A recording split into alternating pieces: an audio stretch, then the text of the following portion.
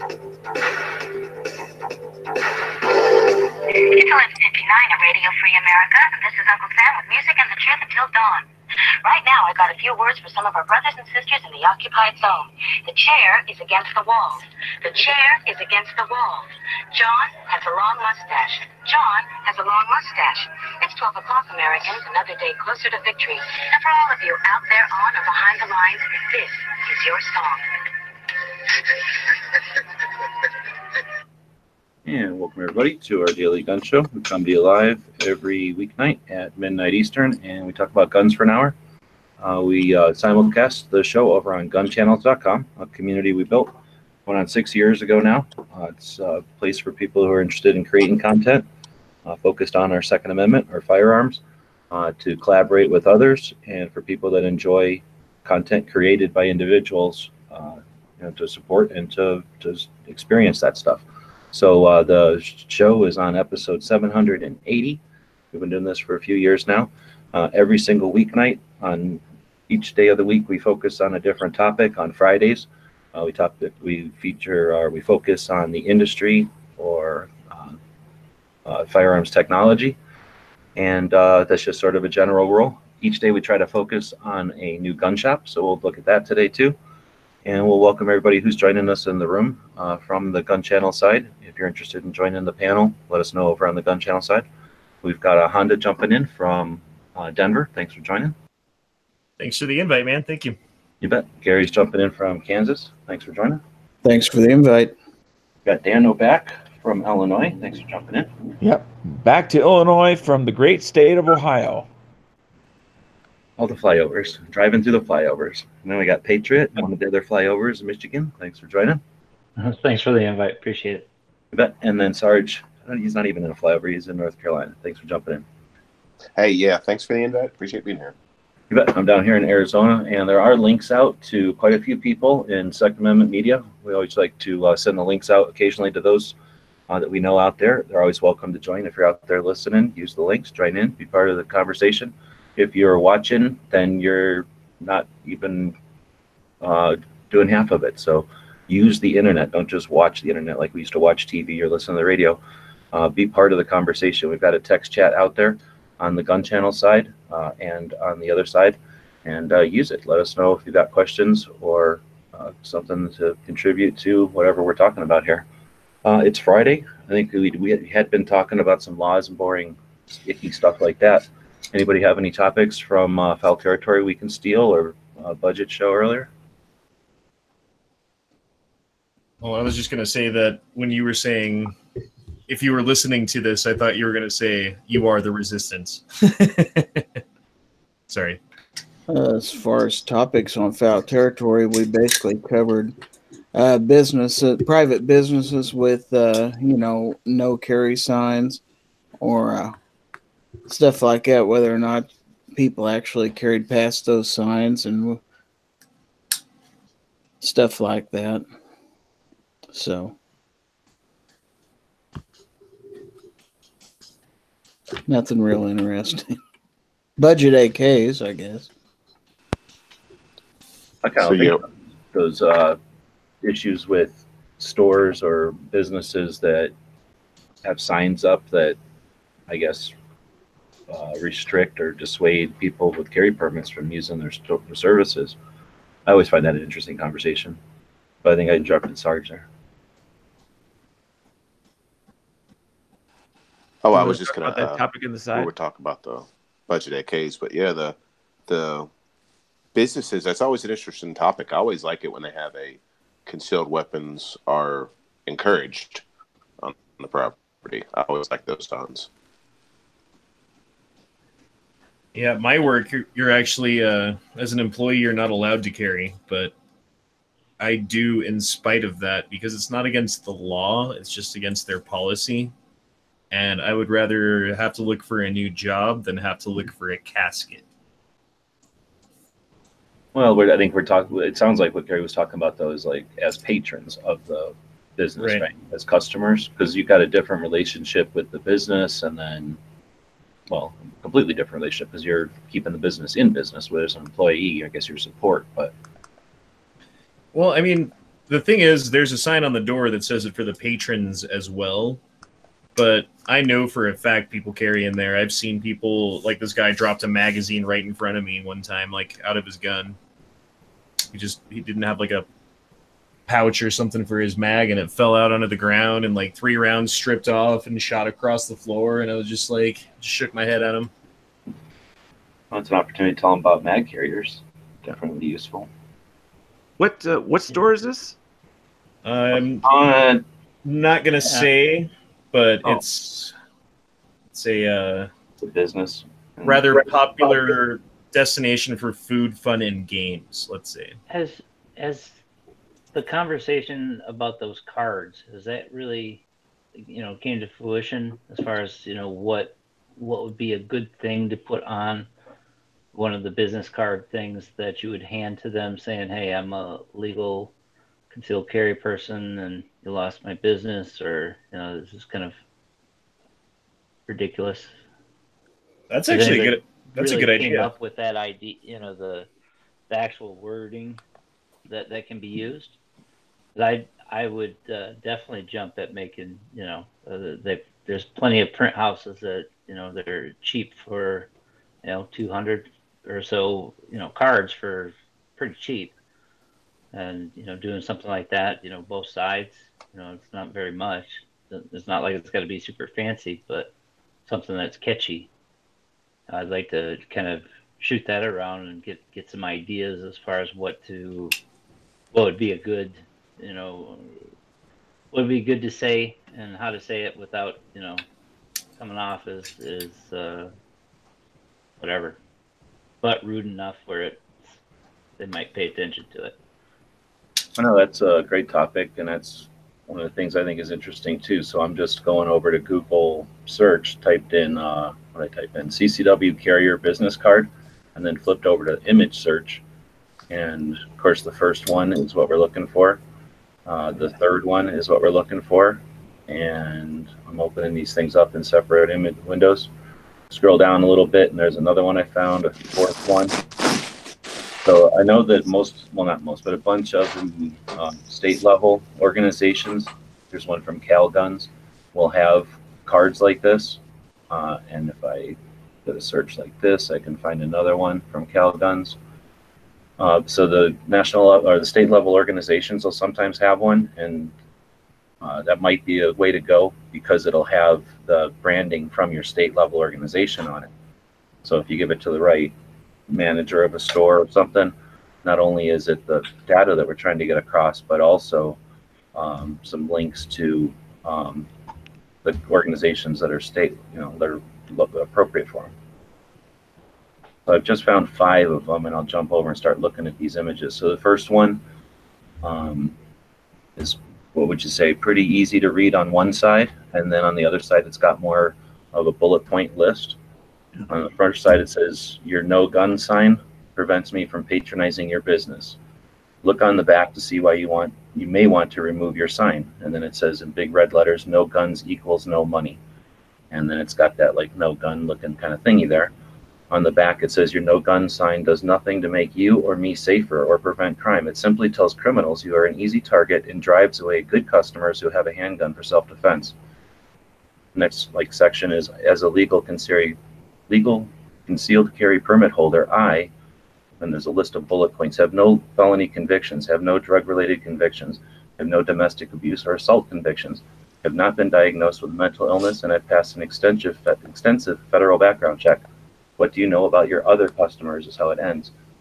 I think that one's pretty decent. It looks like that's just from a specific individual as opposed to some organization. Yeah, I like That one's pretty good. This one is a graphic with no guns and then a big equal sign and then a dollar sign with a no thing over it. And it says, "I saw your sign and will respect your wishes by doing business elsewhere." And that one doesn't give them any lead or anything, but who knows what's on the back of that one. I think that's pretty easy for anybody to understand, though. No guns equals no money. Because the message does need to be easy, because you're handing it out to a variation of people as far as their level of understanding, their positions, their intellectual levels. So by keeping it simple, everyone will get the gist of it. I kind of really like the graphic on this one for all those reasons.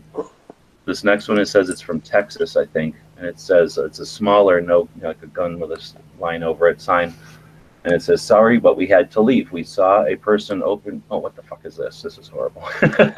We saw a person carrying a deadly weapon in your business, and we know not their intent.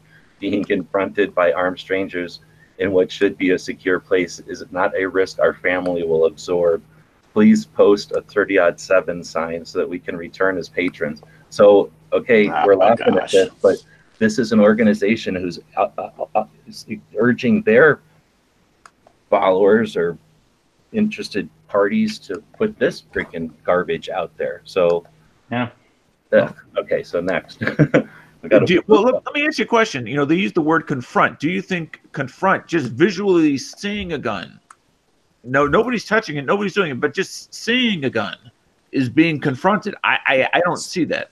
Some people feel it that way. It's their observance, and it's obviously a connotative use of words. The language is built with intent. The same as everything we've looked at was built with intent to be respectful and clear. Theirs is to convey all kinds of whatever. Like, and the thing with that, it's so easy for them. If they don't have a sign, they could throw that on the table. It doesn't even have to have anything backing it. Which they don't have to have seen anyone, right? Yeah, they can keep dropping these everywhere they go, like a bunch of cancers. Oh, there's no sign, so I'm going to throw this on the table, and hopefully somebody will, so that. Another thing I find ironic is I still find in my state where we have to have very specific signs of it's on certain locations of an exact size with an exact graphic, that there are still owners putting up these little homemade signs up on one entrance of their business when it's supposed to be on every entrance. I think that card that you just showed there, G-Webs, is funny because, like,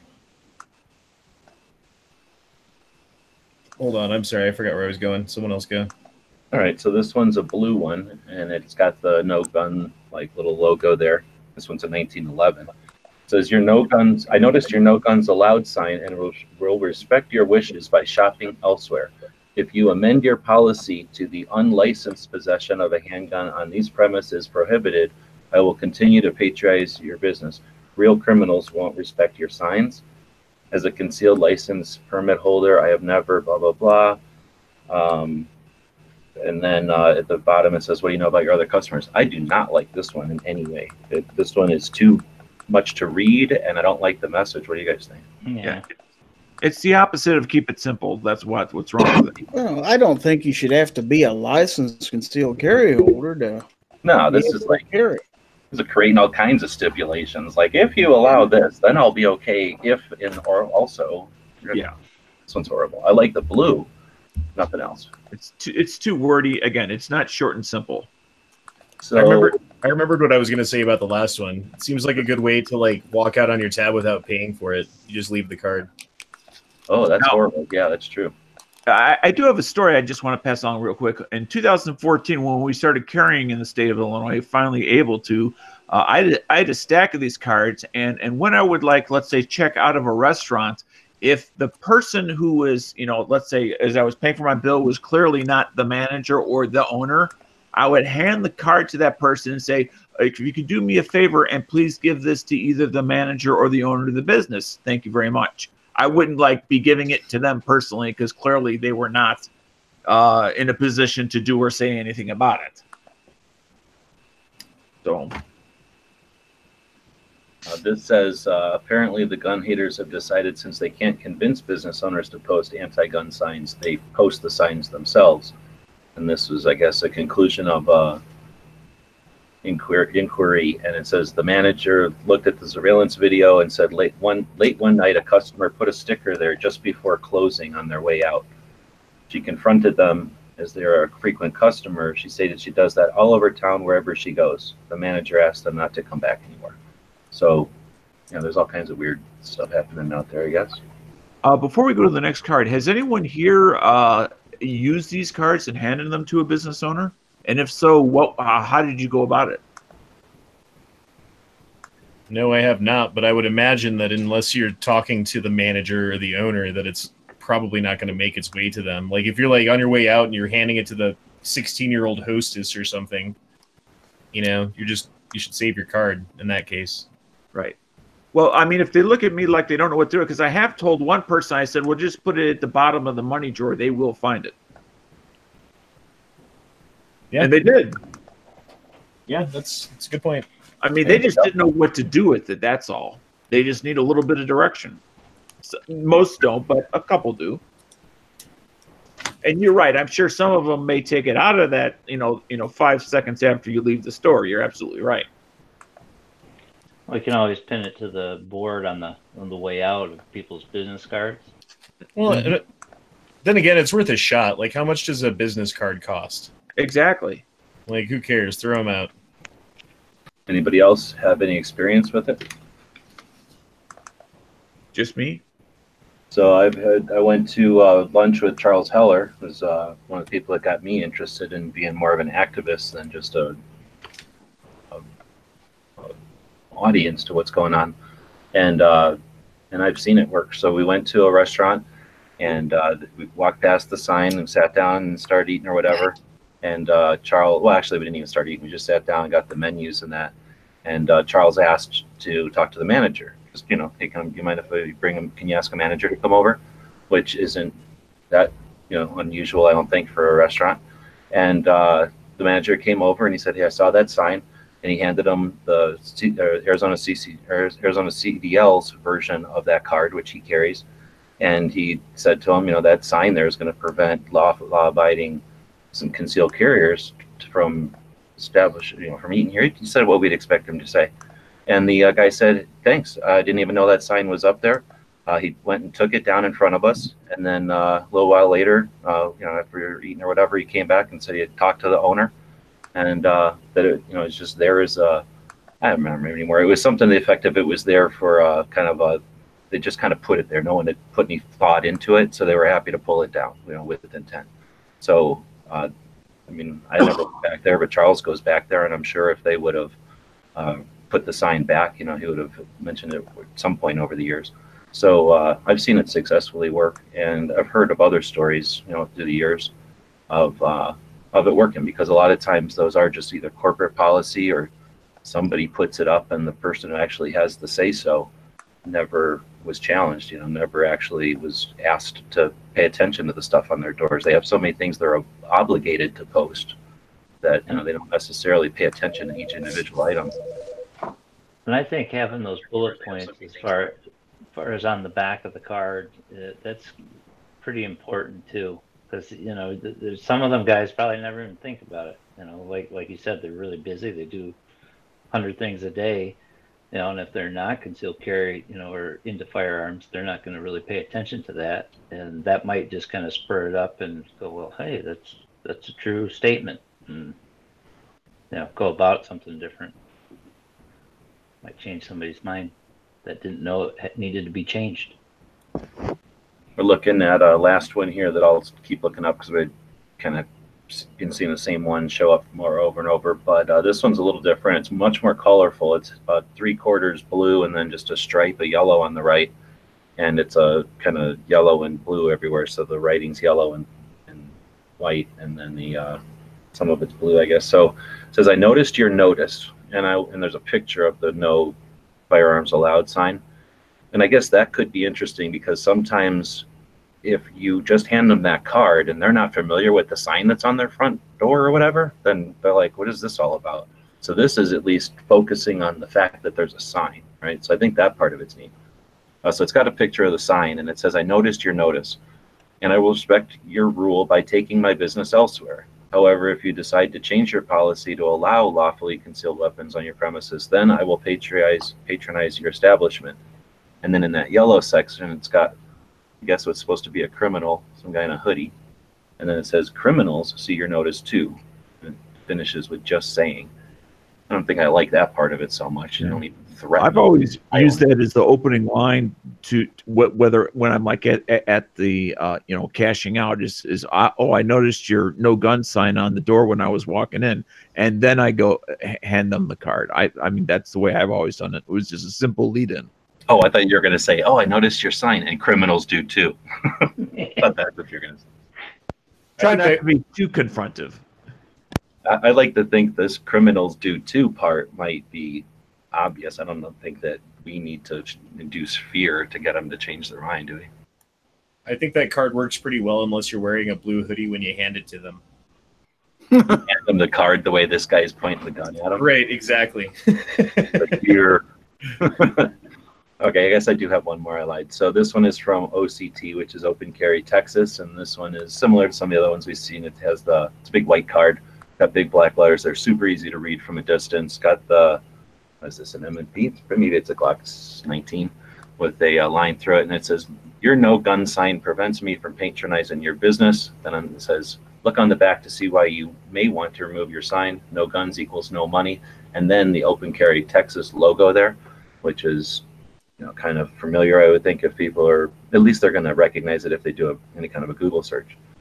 So the details on the back, your no gun sign does nothing to make you or me safer. Oh wait, it does nothing to make you or me safer or prevent crime. It simply tells criminals you are an easy target and drives away good customers who have a handgun for self-defense. It's got a bunch of bullet points there. And then it says, how much do you know about your other customers?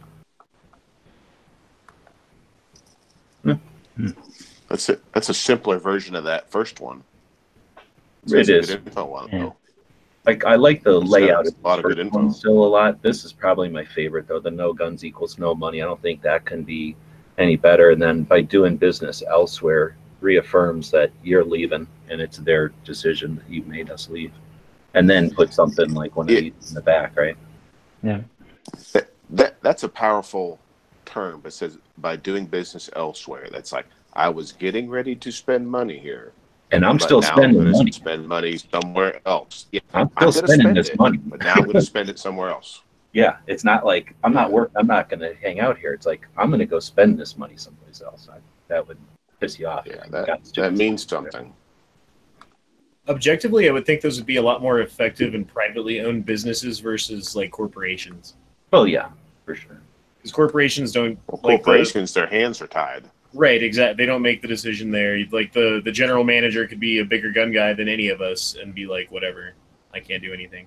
I wouldn't discourage anybody from attempting it though, because often franchisees and whatever the corporate stores and stuff, they could have a sign up that's like for Girl Scout cookies or something, and they don't know or care, or there's provisions in there that they have X amount of real estate on their door that's for local, or up to store manager discretion. There's all kinds of stuff. So unless they have a specific one that the person is, and maybe there's a corporate policy that says the decision to put the sign on the door is up to the manager based on customer feedback.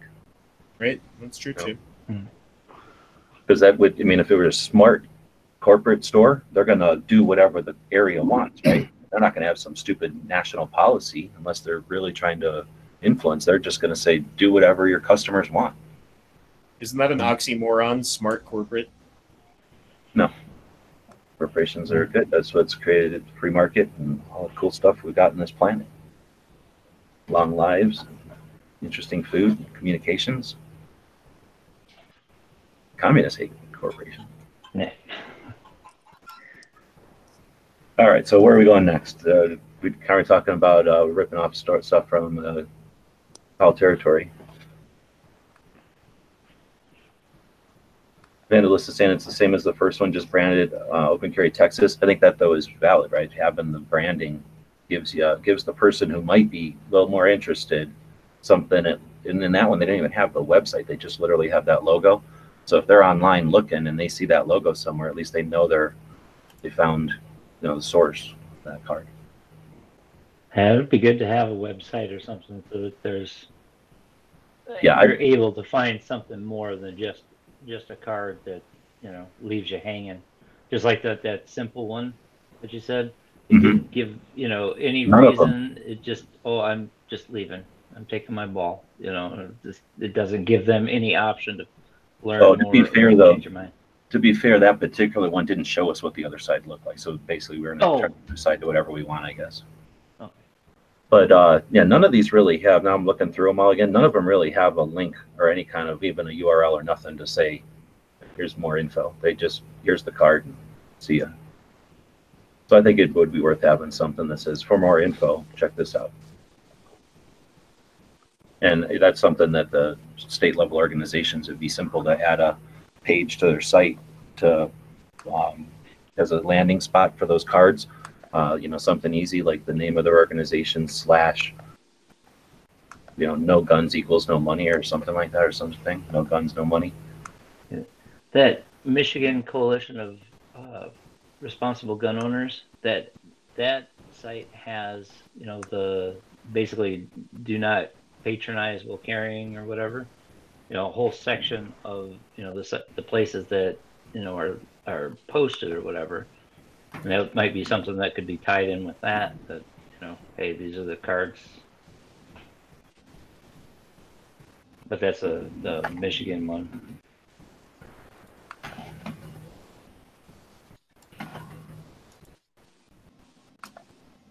Thanks, Yoder, for sending me that private message there. That's pretty cool.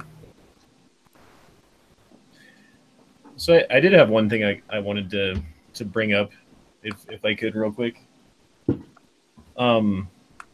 I set up a meeting with the House of Representatives guy from my district in Colorado, Jason Crow, to talk about gun control and gun laws. And I was actually surprised at how easy it was to do. I mean, I just had to figure out which person was in my district and then send them an email and get in contact with someone in their office and then figure out when their next available time for a private meeting is.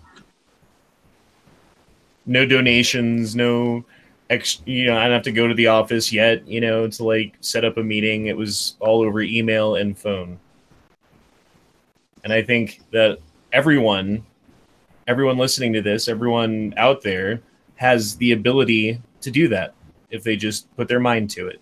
It took me a couple of days for 5 minutes at a time,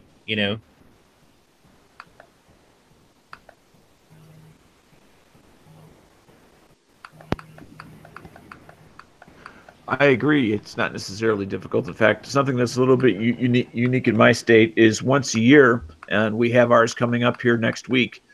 We have it's called iGold for Illinois Gun Owners Legislation Day, where both the state house and the state senate have no official business that day, but they're all in their offices and set aside all business except for visiting with gun owners or those interested in gun rights. And we go there and we meet with our representatives individually or as small groups in their office, ask them any kind of questions you want from A to Z. And the same thing for your senator to either reaffirm that candidate Smith, I'm just making it up in this case, has the same beliefs and wants to push forth or not push forth the same things as they did when they became Representative Smith instead of just candidate Smith. That they did not, suddenly undergo some sort of change, or that they're still gonna, go down that path of which is the reason that you voted for them.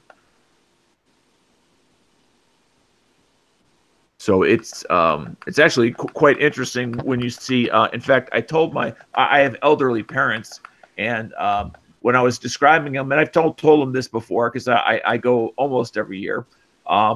Is that they thought it was a demonstration and that we were well, are you concerned about your safety? And I'm like, no, it's not like that.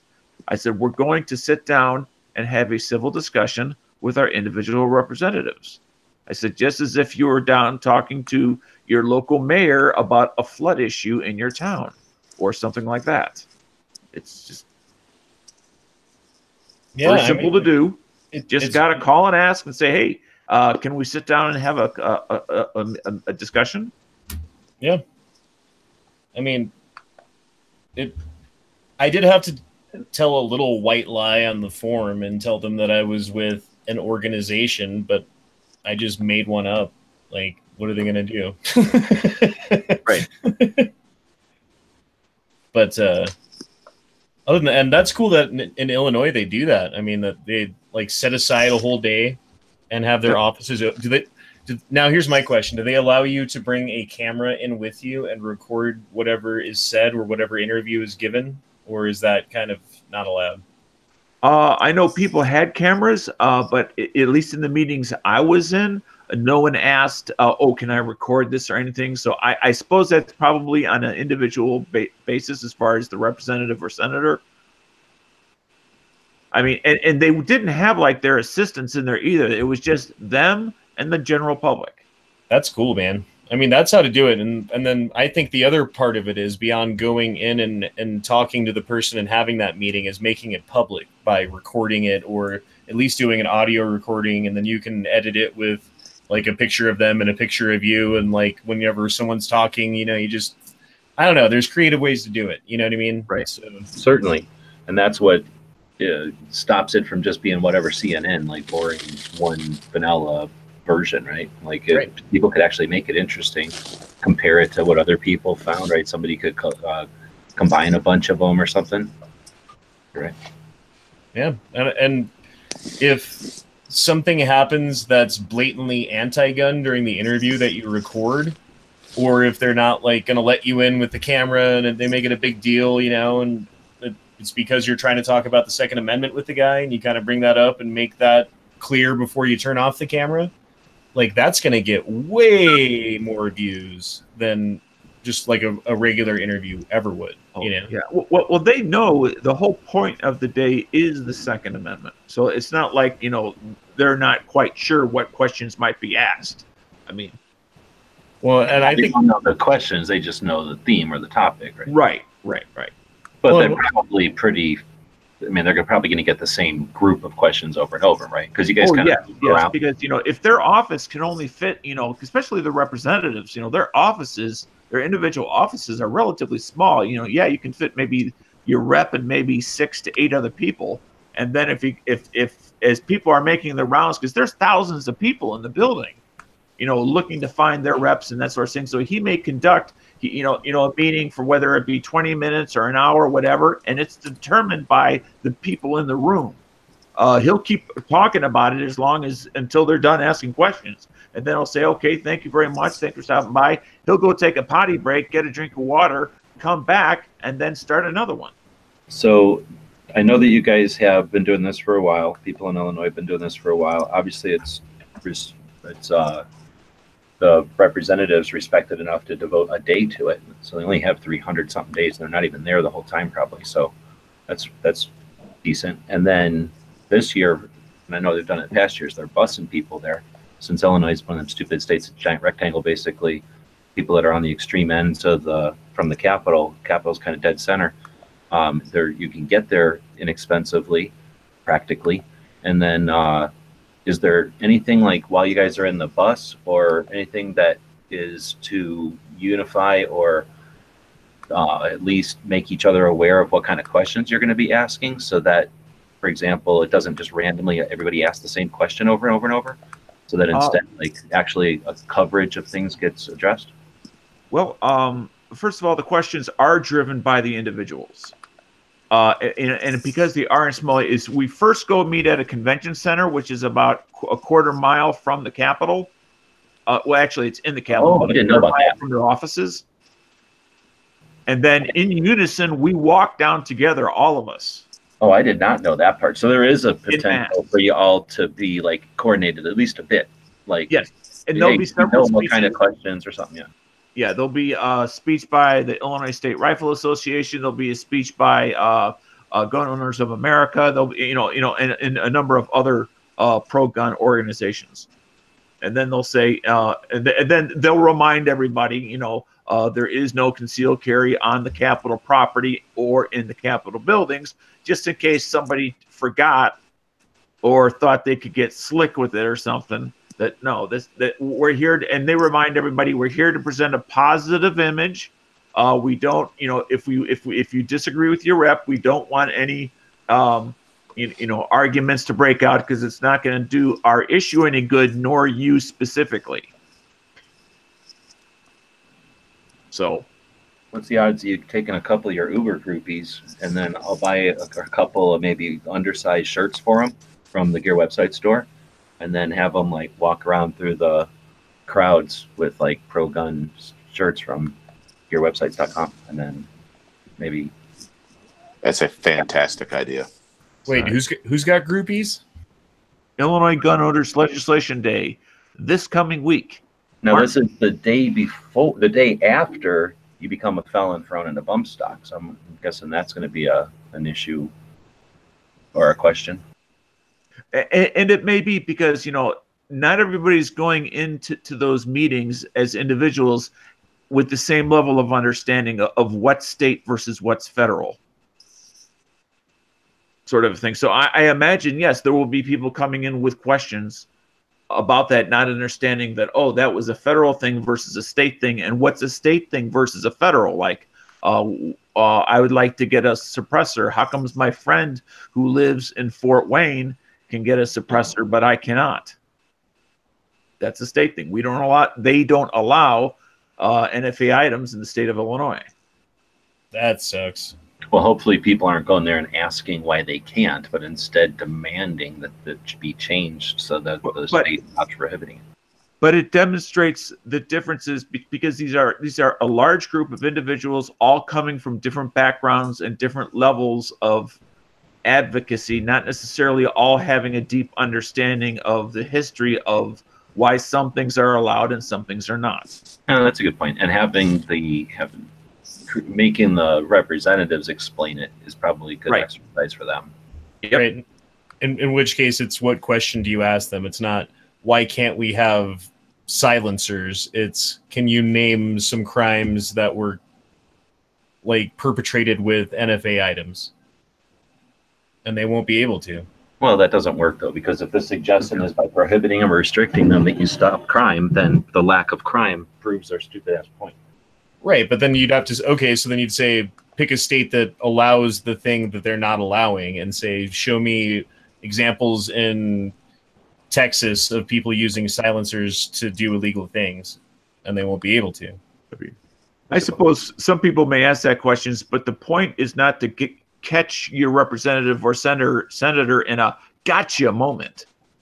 Maybe really phrase it in a way that says, how could adding a 12-inch molten hot piece of metal to your firearm, which doesn't even reduce the sound like in a movie, how does that make it more appealing for a criminal? Making your handgun 12 inches longer and red hot, like what part of that seems more appealing to a criminal?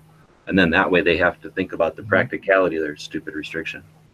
Right. Like ways to get them to think, not necessarily gotcha, but like get them to think about, well, why are we actually enforcing this crime that we're talking about?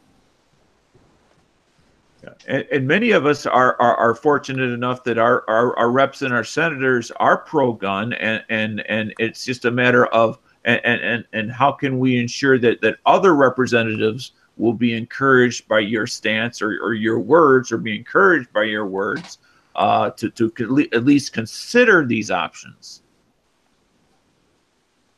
Because I know my rep, just as an example, I live in a red area, so I it's not that I'm going down there for nothing. It's I'm going down there, to find out or to encourage my representative, number one, to maintain his belief system, and number two, what sort of thoughts or strategies might he have in at least trying to either slow down or stop this blue wave of anti-gun legislation coming in our state.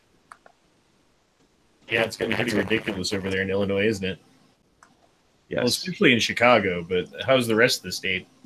Well, the rest of the state's about to turn, because we just went all blue in all aspects of the state this past November. You could just move a little bit to the east. You'd be in Iowa. You'd be okay there, I think. Well, all the surrounding states are better. Right. You know, in Indiana, you know, Missouri is significantly better. That's the best by far. But you know, Iowa's better, Wisconsin's better, Kentucky's better. Going to the south. All right, we could name off states that are better than Illinois all day long. Instead, if it's Friday, why don't we concentrate on something that's a little less kick in the nuts and, you know, obligation to being a citizen or whatever. We've already talked about, you know, influencing the free market with pro Second Amendment stuff, and we talked about Illinois specific rally, but anything tech or industry, maybe something lighter hearted. Echo triggers are awesome.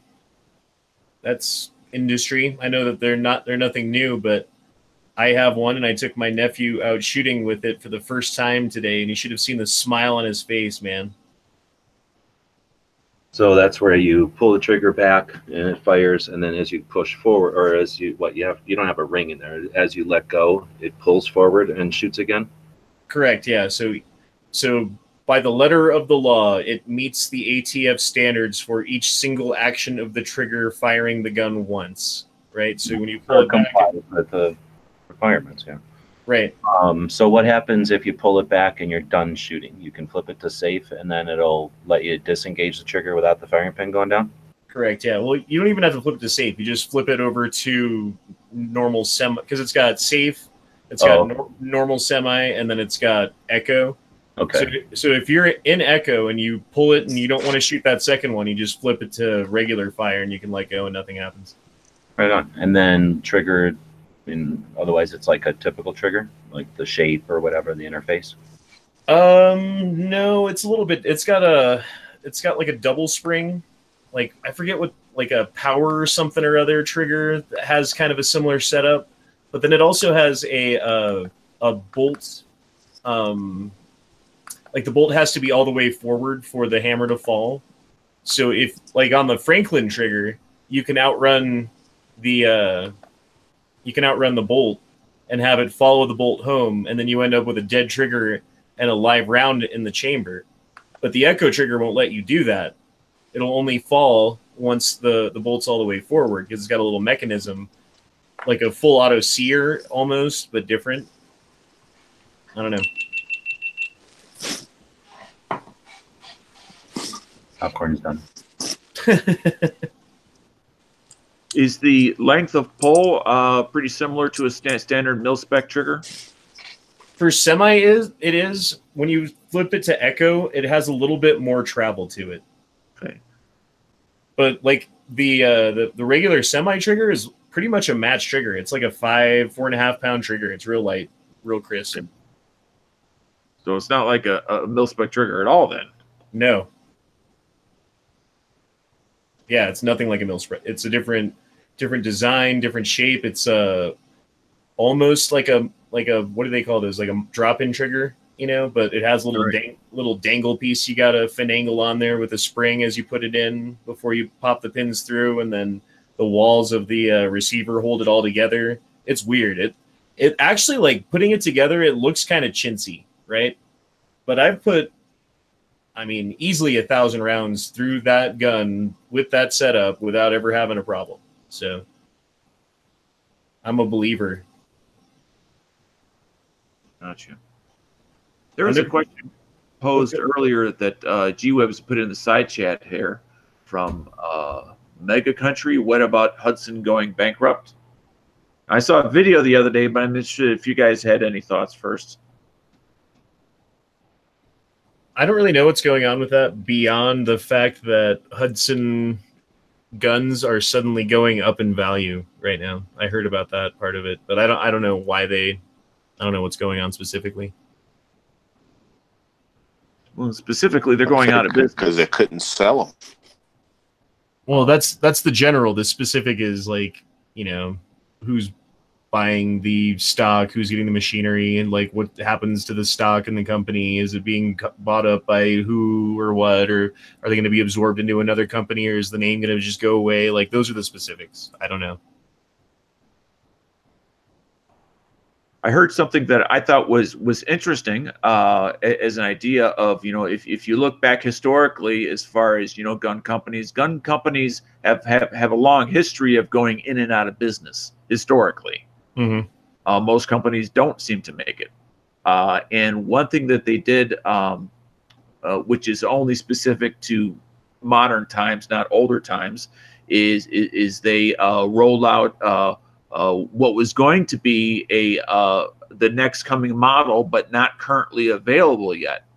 Well, what that has a tendency to do, and if you don't have a lot of cushion, you know, financially, is to create a lull in sales, because people that were about to buy the one say, oh, there's a new improved model coming out. I'll wait until that comes out and then buy it. Well, and then your sales kind of fall off of a cliff because everybody's waiting for the new widget to come out. It's an interesting point. If you don't have the financial wherewithal to weather that time period, you're done. I've always thought that they, like, gun companies in general, announce what is coming out from their company way too soon, right? Because they'll say, oh, we have this new whiz-bang gun coming out. When? Oh, 2.5 years from now. Right. And like, if it's an established company, like, you know, I just use an example, Smith & Wesson. I mean, they have plenty of other products currently running through the product lines. So they may be able to withstand 6 months or a year or a year and a half until that one new product, while their other 28 products are still being made and sold. Yeah, I think that happened to a lot of the suppressor companies too, because they were all waiting for the Hearing Protection Act to pass. Versus, you know, any company that has one product and one product only. Yeah, especially like that particular, like that seems like a tough business from the business owner's perspective to make any money at. And that's why I mentioned historically, you know, it's far more common for a company to come and go than it is for it to come and stay. Right. Yeah, that's very true. But I didn't know if you guys had any thoughts on it. And of course, the increased price, well, if they're not going to be produced anymore, then you know, there's a perception that there's going to be a collector's possibility there. Well, and a lot of companies, like well-known gun makers especially, if they do end up going bankrupt, a lot of the time an investor will come along several years later, buy up the rights to, like, the gun company's name and their logo and everything, and then start there's several examples. I can't think of any right now. Well, think of the Ring of Fire and you know, and how that went around. You know, buy maybe not the name, but buy the patent rights to the technology, and it may change names 3 or 4 times, but it's basically a very similar gun. You know, going forth in the future. Or Springfield versus Springfield Armory. You know, back. Yep. Or what's the other one that I was just thinking of? Shit. Or it's the H92.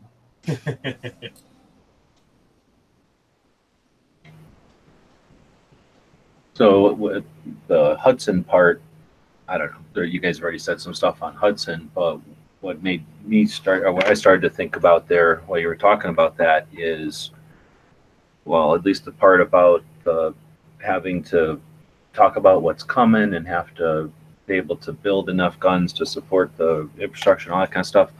What I think we have lacking from the gun side, because of political pressure or whatever, is the crowdfunding. I mean, look at the electric gizmos and the games and the movies and the interesting things that happen through crowdfunded participation. Because you know, we don't get that on guns. I think one of the neat things about crowdfunding is that it's market research and capital funding at the same time. So you can test the market, and if people think it's interesting, you don't need to anticipate, you know, in order to get this much time from a factory or whatever, you don't have to do the math and figure, I need to build this many guns probably, and then how do I sell them? Instead, you can go, okay, there's 200 people interested. Can I make 200 guns? You know, can I make you know, enough guns to cover the amount of people that are, can the amount of people interested cover the making this gun happen? And I don't even know if it's just guns that have to do there. I mean, new cartridges and stuff. I mean, would the world be different if creative people are able, you know, have the resources to be able to pursue their interest in, we don't have just one guy creating a new cartridge, but instead there's multiple new cartridges coming out.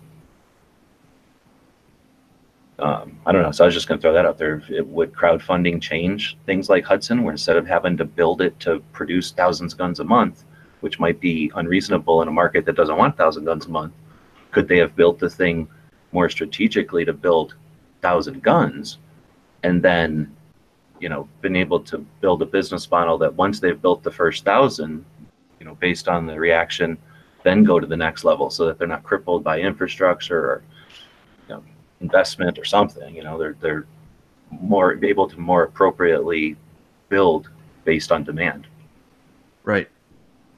I mean, the crowdfunding, that's just, I mean, it's changed so much just in the last, 10 years. It would be great to get that on, the Second Amendment side of things.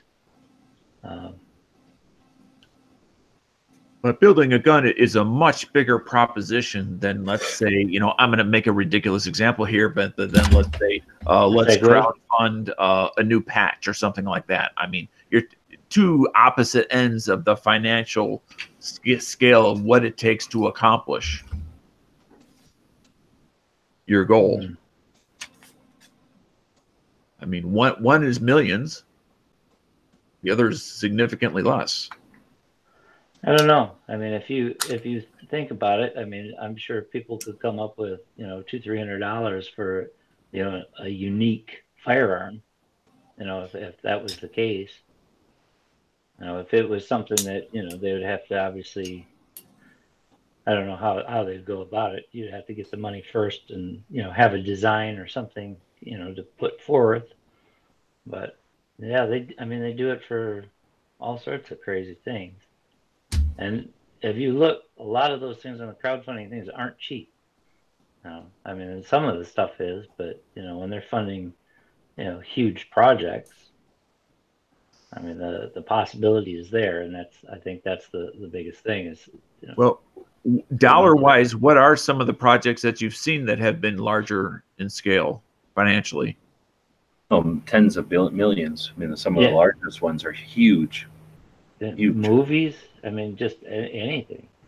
I mean, Mostly, I don't know, but we were looking at crowdfunding in general. I forget what chat it was on a while back, and the largest ones were electric gizmos, as you'd expect, and then phone junk, and then one of the largest ones on Indiegogo, if not the largest one on the Indiegogo platform, was a card game, sort of like that Cards Against Humanity, like adult, like nighttime type of, whatever, older playing card game where it's sort of like I don't know what they call that. It's not really like a checks or checkers. It's just sort of a party game, I guess.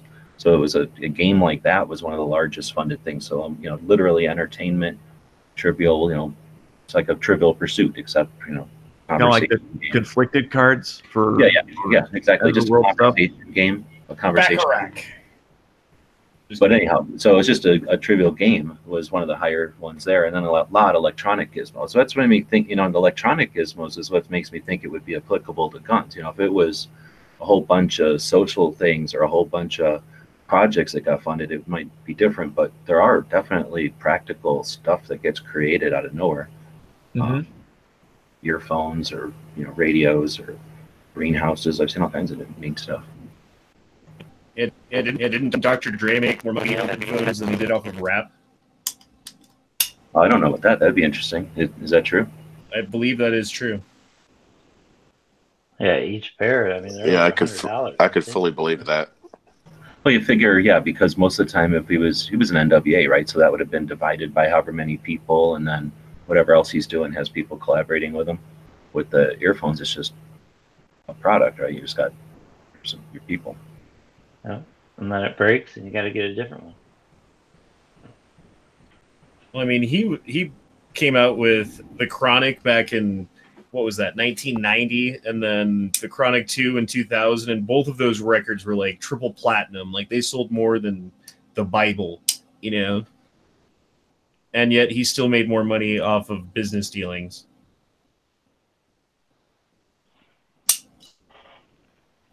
All right, so what we were talking about Hudson, and that's where that went. So, Pete was saying on the gun channel side, Shell Todd was talking to me earlier on Facebook, and I was giddy. I imagine she's pretty cool. So I'm going to screen share, and we're going to go over to gun channels and take a look at what's been going on for the week. So it's Friday, and that would be a good thing to start doing. I'll try to remember to do it more often. So just went to the main page of gun channels and scrolled about a week down. So last Sunday, we can see the posts here from Rich and from Midnight. I don't think Gun Gals had a show last week, right? Or at least they didn't post it on the main page, but I don't think they had one last week. I can't remember whether they did or didn't. So I shouldn't be the one to try to remember. Then there's DTP posting for Midnight also, and that might be because y'all aren't seeing each other. I think I figured that out the other day when I was rooting around in there for something, and I totally forgot what the source of that was, but I think I figured out why some people aren't seeing each other's stuff there. Then we got Travis doing one of them kind of unboxings. He posted a video there. Got Mr. Knives doing his daytime chat on a Monday. Rick posting something about a super long shotgun. Oh, I shouldn't have done that. Shit. I wonder if that's going to go back. But this guy's holding this super long shotgun barrel. I think it stops like way up here, but foot over his head. Yeah, that's ridiculous. Stock on the floor. Yeah, Rick said it was 4 feet long. Yeah, well, look, that stock is on the ground by his foot, and then the wood ends here. It's got some giant scope on it, and then look at that thing. Is that even a shot? I guess it is a shotgun, but I guess it's for shooting silhouette. That's nuts. Shotgun with a scope? I guess for silhouette, huh? Dang it. I should not have clicked on that. So we're going to go scroll down. So like I said, I've clicked on the main page of gun channels. I think I had to do 3 more here. 2. And a third one. All right. So that was 1 more. That was Rick back there posting that. Then we had Gary got his Taurus this week, huh? About a week ago tomorrow, yes. And this is your unboxing tabletop. You've been to the range how many times now? Been to the range twice. So I've gotten 3 videos out of it so far. Did this just happen to coincide with a week off from work, or intentionally getting a week off work so you had time in it? Well, I took the week off work, and it just so happened that the Saturday before I went into Academy, and I'd been looking every weekend for it, and it hadn't been there. Well, it just so happened it was there that day, so it was just pure D luck. So everything came together just right.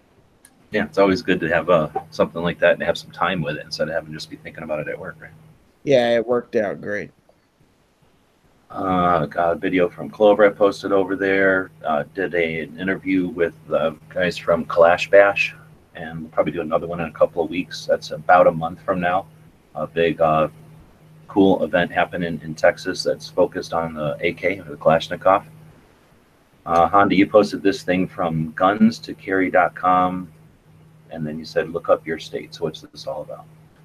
So this just tells you all of the current laws on the book in whatever area you want to look up, your state, your area, someone else's. If you're like traveling by car and you want to figure out like, hey, I'm going to be in this state, and this state, what are the laws so I don't get in trouble?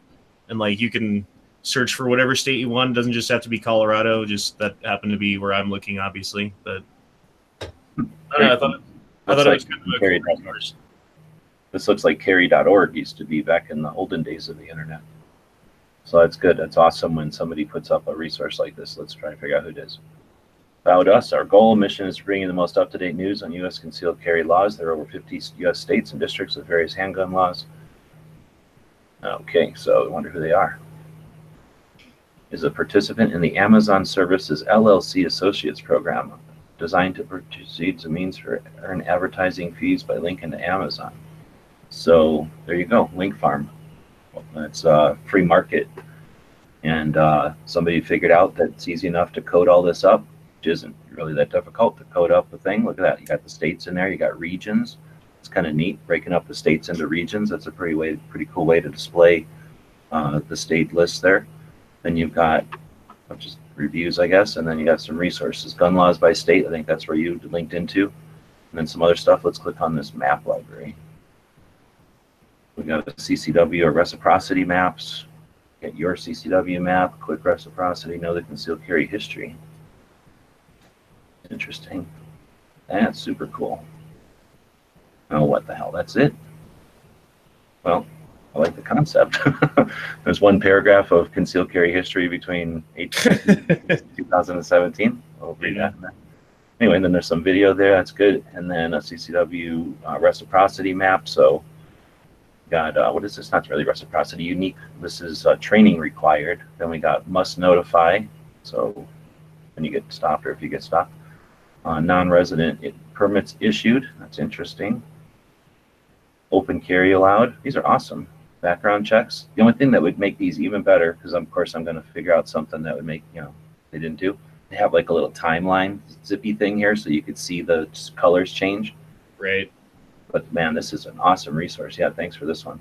So we'll probably add this to everysecondmatters.com, which is designed to amplify efforts like this, even if it is just some capitalist son of a bitch who decided that you can make money on Amazon. And if you put stuff in a palatable, easy to navigate system that people end up using, they'll reward you by getting a cookie on their computer and then eventually buying a wash machine and paying for this whole thing. So if you want to know more about this, talk to me, talk to Clover, talk to Night Strike. This is the kind of thing somebody can set up and build and have basically run almost automatically. And awesome example of that kind of thing. Again, thanks for posting that one. I'm the only one that liked it, so hopefully more people will pay attention to this main news feed because there's those kind of gems in here. David posted a thing that he's been doing a series on the Firearms Inventors cards.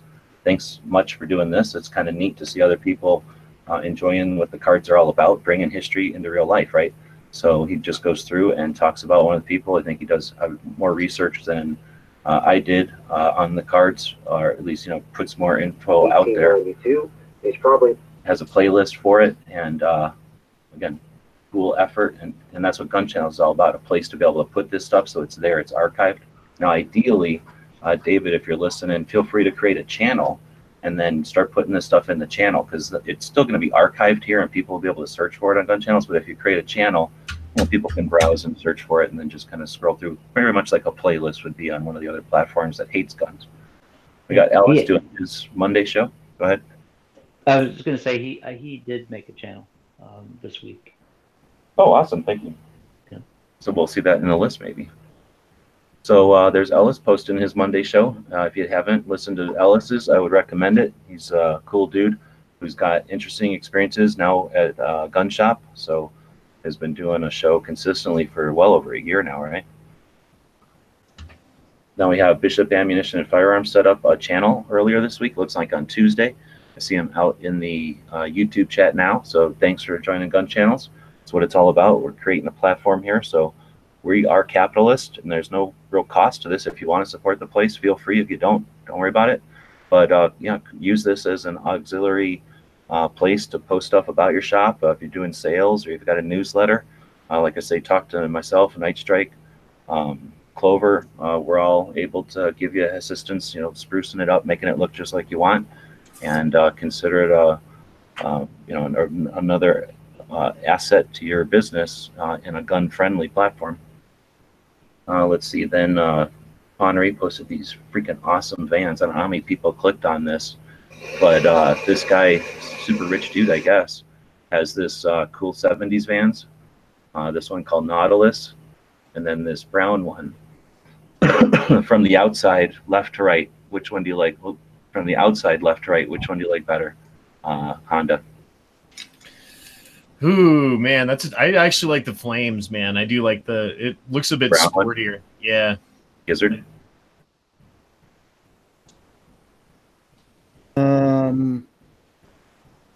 Yeah, I like the first one. The blue one? Yeah. Okay. Dano? Nautilus all the way for the win. Patriot, we're looking at Nautilus, which is some kind of Matchbox car looking blue Dodge van that kind of looks like a wedge shape. From the outside, it's all blue and I don't know, purple kind of psychedelic-ish kind of paint job. And then the other one is probably a similar era 70s Dodge van. It's just in a, what color is that? Rust gray or rust Right. color with like yellowish flames with like the whatever the teardrop like window in the back, a little sunroof. Big ass freaking slicks on it though, and four what are these songs? Exhaust coming out the side. That sounds good to me. All right, Sarge. I got to go with the shaggin' wagon on the right. Okay, not anybody watch this video to see the insides? Yeah, I saw the shag on the inside. That was the other. I had bias because I saw what it looked on the inside. Yeah, this one is insanely. It had to have shag carpet in it. There's no way it couldn't. That's So how this is going into the brown one from the side door. He already kind of peeked in from the front, but when you open the door, first there's shag carpeting. It's Oh, 3 yeah. inches thick, and then you got to go through that weird, like creepy Muppet door, and then you go in there, and it's all like Muppet exploded in there. And then there's like a fireplace in the back. How awesome is there like a brick fireplace in the back? Oh my God. So it's all Oh wood my and gosh, fur, that is- and it's a brick fireplace in the back. So That is wonderful. can you imagine Anybody if got a I put Mellow in there, it would also have white fur everywhere. So now we get the blue one, and it's got like this, what the hell is that, a tetrahedron steering wheel made out of wood? The entire thing is like, what is this stuff called? Pillowed velvet, upholstered velvet like, everywhere. And then there's like a wooden Playboy china, penthouse. and then like a wooden china cabinet for some reason. And then it's got a tap thing for the shifter, right? That's a Budweiser tap. Yep. Yeah, those things are pretty crazy. So, and then the brown one though, it sounds like it's about to like rumble all the windows out of the neighborhood. The blue one, barely you can hear it. Anyway, it's kind of fun stuff we'll post on there. And then we got Knives doing another daytime chat. So Mr. Knives, dude out of California, usually sets up a chat in the morning, leaves that open for anybody who wants to come in, chat about guns. Lots of people join during their jobs or whatever. They got a job where they can hang out and be in the room. Often Knives will start a second one. So Knives is one of the people that keeps the lifeblood of gun channels going and the conversation on about guns alive. We got Patriots rubber ring. It's 22kill.com. Want to tell us about that? Oh yeah, sorry. They've been out since, I want to say it's 2013, maybe a little later than that. But it's honor, courage, commitment. Military guys is promoting suicide awareness, and they have a lot of good programs. When I first got involved, I'd say 4 or 5 years ago, they had it where, wherever you were, you could sign up and be kind of like the guy on the other end of the phone. If somebody in the area was having issues, it was kind of like a switchboard, and they would, transfer over so you could talk to them. Being in the military, there's things that obviously you've seen that other people haven't, and just to help out and have somebody that's a peer-to-peer thing. They also have some camps, Camp Valhalla there in Texas, which is pretty sweet. There's more information about that on their website, but they do hunting, fishing, and they also do like weekend helicopter shoots, where it's a closed range or whatever, and they go up in helicopters, and but there's a lot of different things, so it's pretty cool. All the stuff they sell is just for administrative cost or whatever. Everything is volunteer. They're so if you want to get involved, just check them out. I like it, and then plus you wear the ring on your trigger finger, and it's kind of I don't know. I like it. That's cool, man. What is anybody? What is? I didn't say anything. Oh, I thought you were saying something. Somebody saying something? Yeah, I was gonna say, what is the suicide rate? I know that's a terrible question to ask, but it's pretty high, man. Like, they said it was 22 back in when they started this out, and they said now the number is like 19.8. per day. But either way, it's too high. Yeah, like what I was gonna say though is awareness about that is a big thing, and like everyone needs to know like there's always something else for you to do, and your life has a point, and like the amount of meaning that you have is directly proportional to the amount of responsibility you take on. So if you don't have enough meaning, start taking responsibility. Yeah, so you can check them out. It's just 22kill.com. So I like them. I had an uncle that was in the Navy, and he did, committed suicide. So it's close to home, and we all know people. So. Yeah, we do. I do. Yep. So I was muted before, but I can't deal with rings. At least it's that silicone. So that seems like, it's not as big a concern as a piece of metal, but that one looked a little tight, no? Yes, it is tight. And I got the first one I got was too loose and it fell off and I lost it. But, they sell metal ones that are engraved with, the Eagle, Globe and Anchor, Army or whatever, on them and stuff. But yeah, this one is a little tight. I take it off at night, otherwise I'd probably lose my finger. Yeah, but they got shirts and all sorts, hoodies and stuff, with the gas mask on there, because that's part of their image too. Patriot, check you 'em can out. take that to a jeweler and they can do like a half size enlargement. No, it's made of rubber. rubber. Yeah, it's Oh. rubber, it's stretchy. Never mind. Yeah, So it's stretchy. you really can't do that. But I like that one. You might be able to, I was thinking you might be able to heat it up. I really don't think you can, because silicone's pretty much, that's the whole Yeah. point, is that it stays where it is. So Yeah, Mr. Knives posted the next thing about this handgun caliber thing. Did anybody click on that?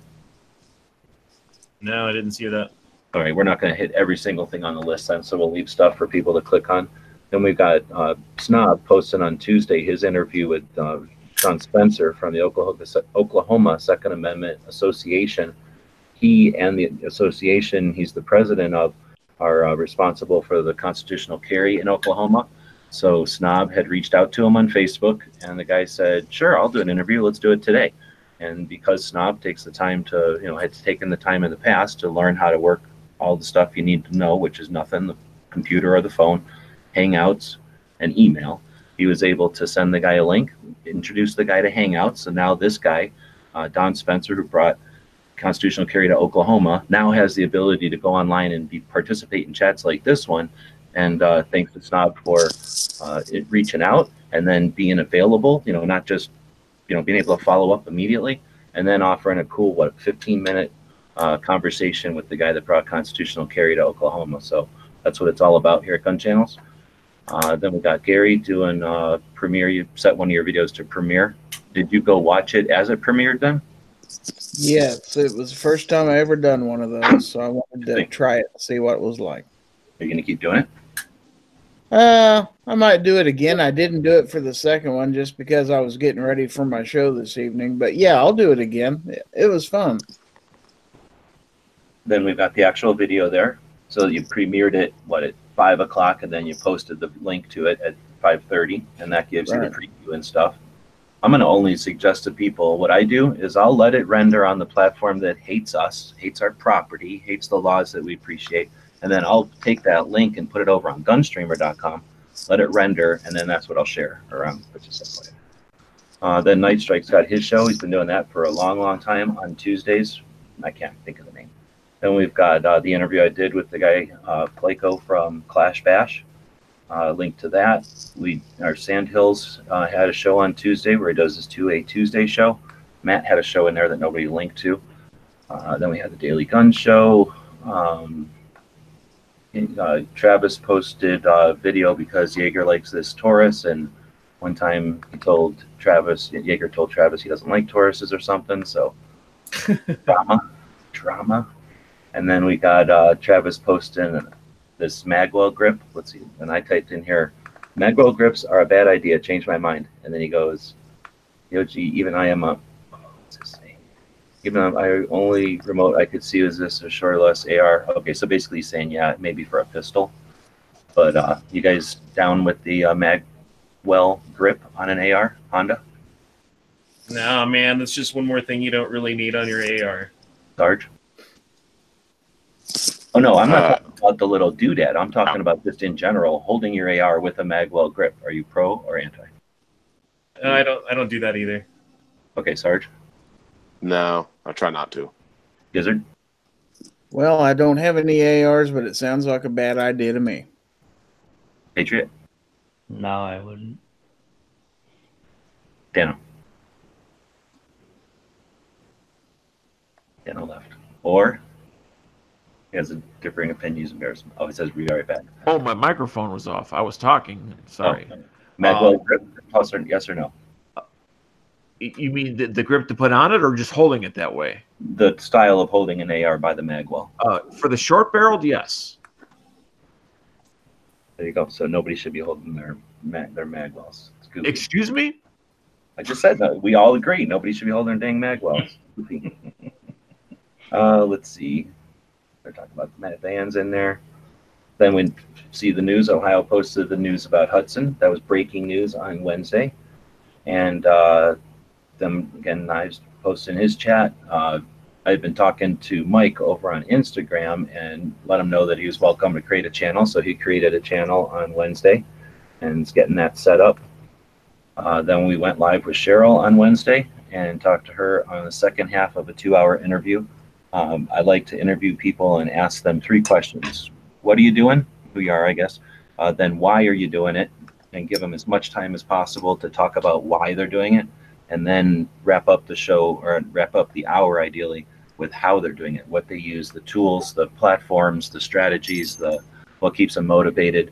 And with Cheryl, it took 2 hours to get into all that. And I think everybody was satisfied with that, so that was pretty awesome. Then we've got Missouri passed in a bill that would make the enforcement of federal gun laws a criminal offense, and these are both from BTP. Did anybody chat about that in other shows this week? That news about Missouri basically snubbing their nose to federal laws?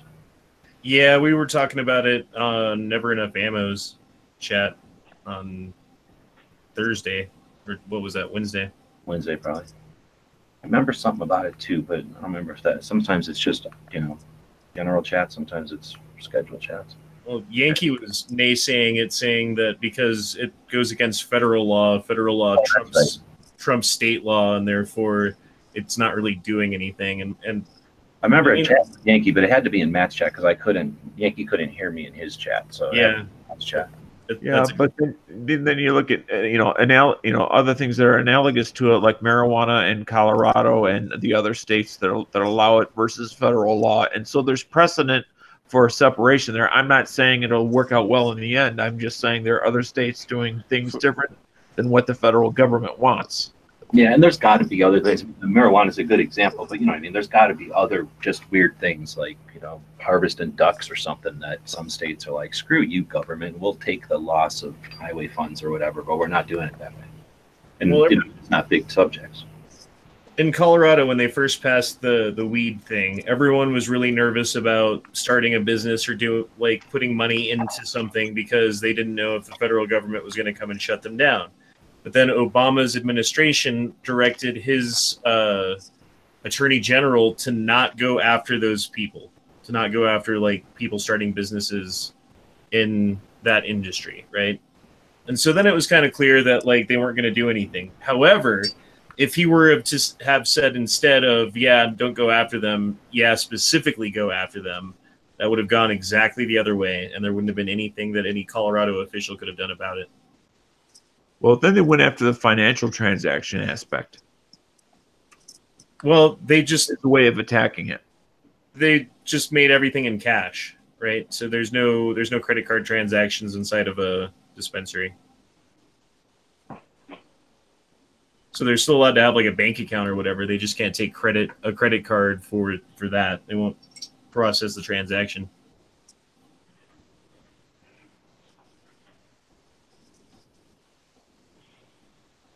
But that has nothing to do with the federal government coming down on anybody. That's more Well, the federal government has ways of encouraging banks as far as transferring and doing business with certain types of businesses. Sure, but if the bank was assured that the money going in and out of business was legitimate and not like potentially fraught with, all kinds of things that would end up in them not getting their money back, then they would gladly give their money.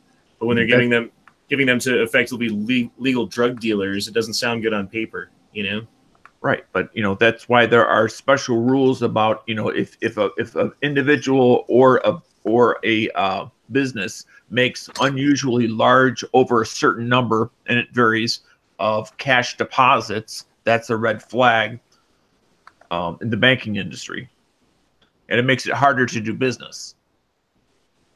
Yeah, but I think with those particular businesses in Colorado, at least, they understand where the money's coming from. The problem is more like if you were dealing fentanyl and coming to the bank every other day with like $1,200 cash that you're depositing, and you don't have any, according to them, because they have all your information, they know you don't work anywhere. I'm referring to anti-money laundering things that are out there in regards to businesses handling not hundreds, not even thousands, much higher, tens of thousands, hundreds of thousands of dollars worth of cash.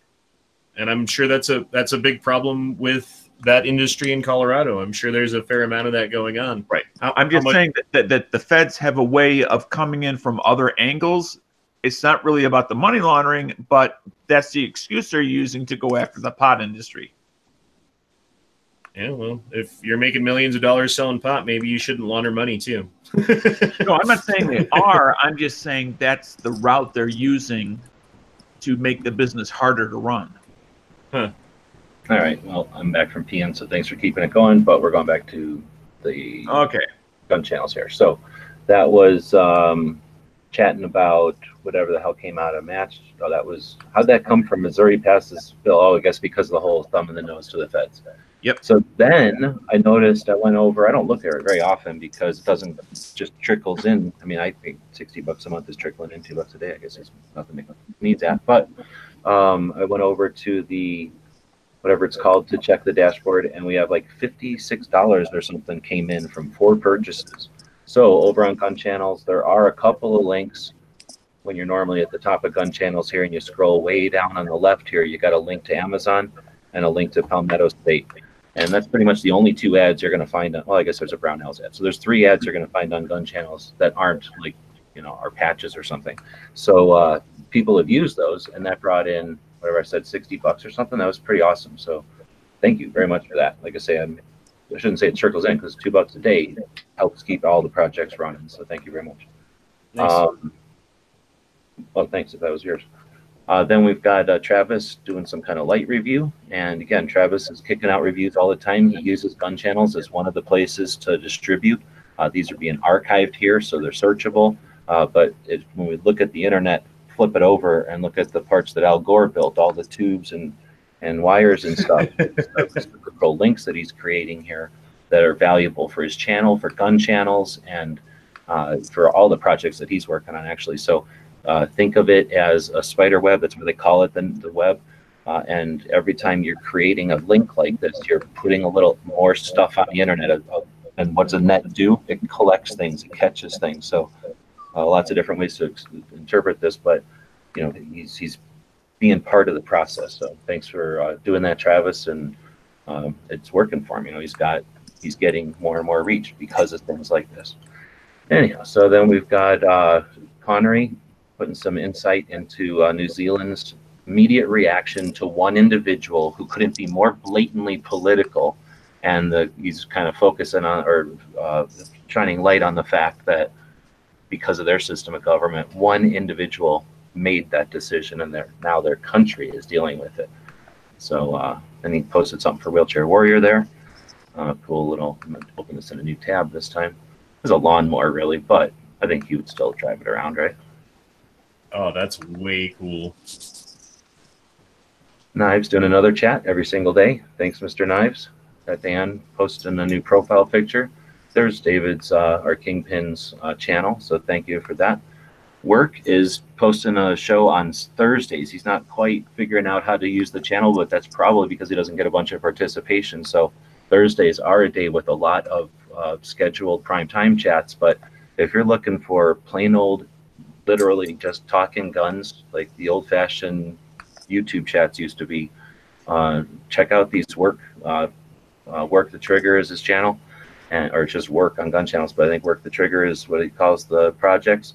And I follow him on Instagram. I don't follow anybody on YouTube, but I invited him to participate in the gun channel stuff. So anybody that's sick of listening to me and Matt and Yankee be weird, or sick of Sarge being weird on Thursdays, or Clover being weird on Thursdays, go check out this stuff. Or what Gun Channels is all about.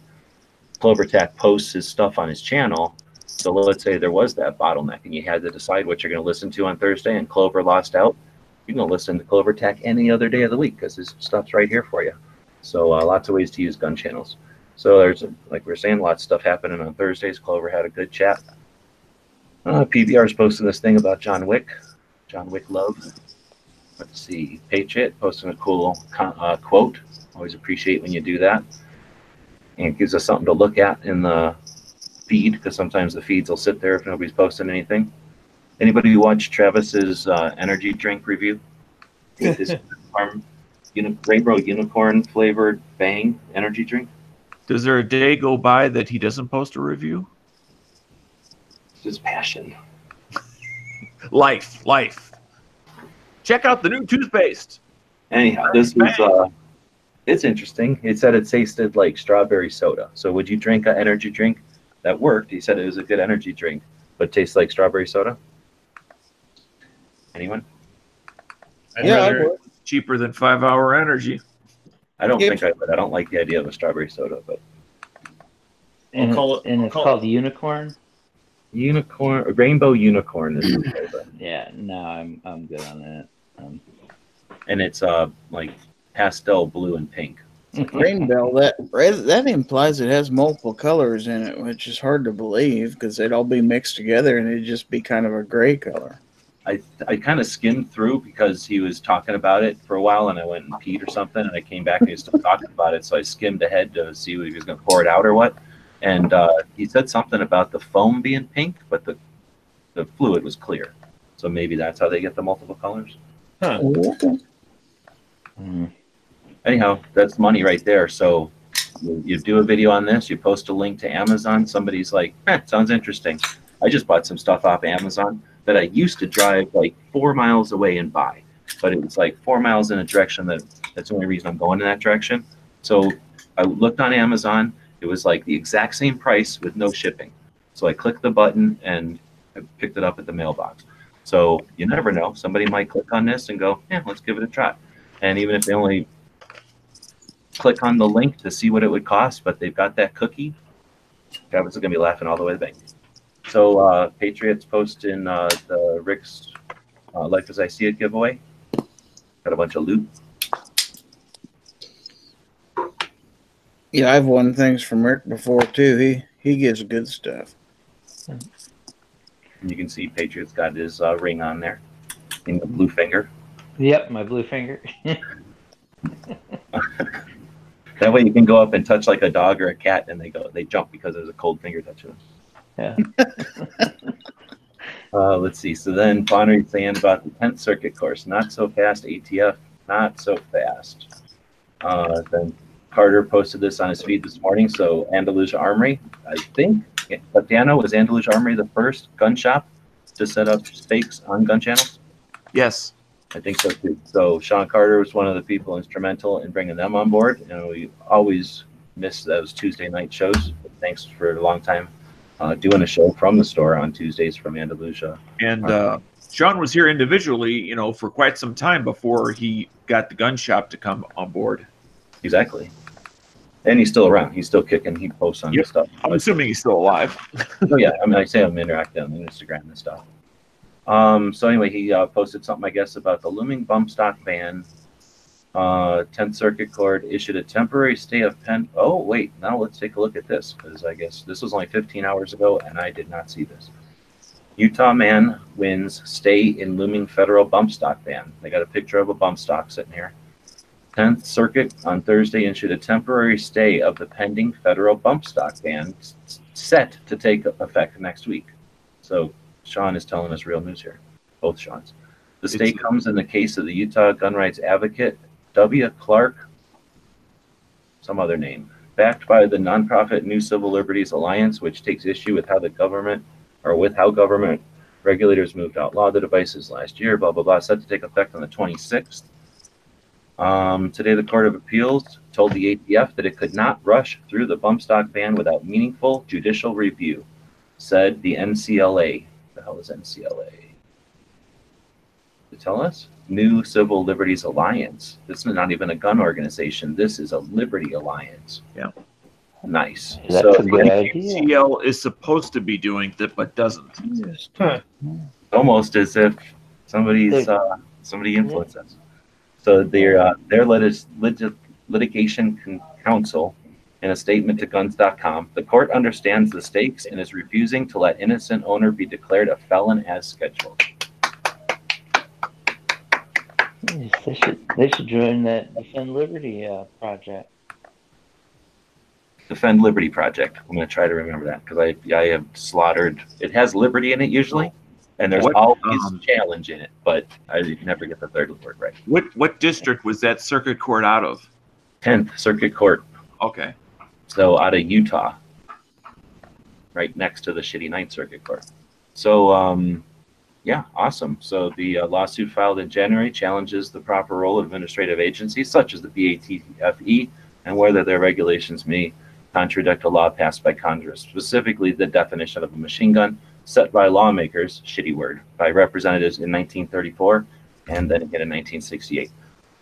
Case argues that the ATF essentially wrote the definition as set out by previous laws, something that was not in the agency's power to do. Awesome. Awesome. So anybody who wants to sit around going, things don't work, things aren't working for us.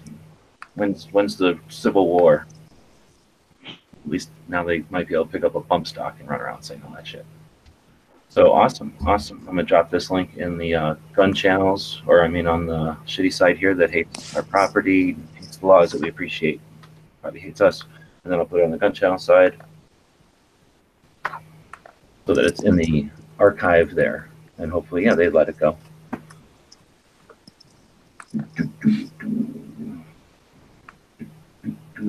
They're having some kind of conversation out here. So jumping back over to gun channels, that was Ponery's post from Sean Carter. Got Mr. Knives posting his early chat today. We got Knives posting something about HR 1186, a high capacity magazine ban. And that's not good. And then we had budget show earlier. We had foul territory. Blue Steel posted something here. Twitter fail on the AR-15. Anybody know what this is all about? No. I'm not going to click on it. And then we got the Echo Trigger we just talked about. And you said who won the thing, or are you going to tell?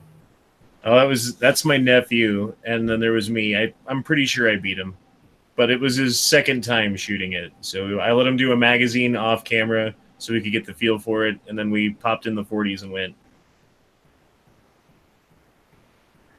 And then we got PBR posting something. Got Girk saying he's back in some kind of video. Oh, there's the video. Oh, no, he's saying that Girk is saying he is back, and then he's linking to a video from, notice that logo right there, Dano? Oh, yeah, TN Outdoors 9. Yeah, a legit. How many people here remember TN Outdoors 9? Oh, yeah. How many people have eaten dinner with TN Outdoors 9 before, multiple times? Hey, everyone, TN Outdoors 9. Thanks for checking in. Quick review of the Cool dude. Very cool dude. One of the legit people that took YouTube from a bunch of sloppy kicked in the balls videos to useful information and brought us together as a community, literally. He retired, didn't he? He got some issues, yeah, and then kind of took a break. So this is published on March 17th. That's good news. It's the Daily Gun Show. I had not been subscribed to him. He's been gone for so long. Oh, here, let me subscribe to. Oh, no, I'm only subscribing to him. Now let's go see the kind of videos he's got. 2 years ago, 5 days ago. How awesome is that? Barely 29,000 views. So we'll see if he actually changed his format that, has the same data, but in a much more compact format. Oh, so you did watch this video? Yes. Okay, good. So give us a review of the review.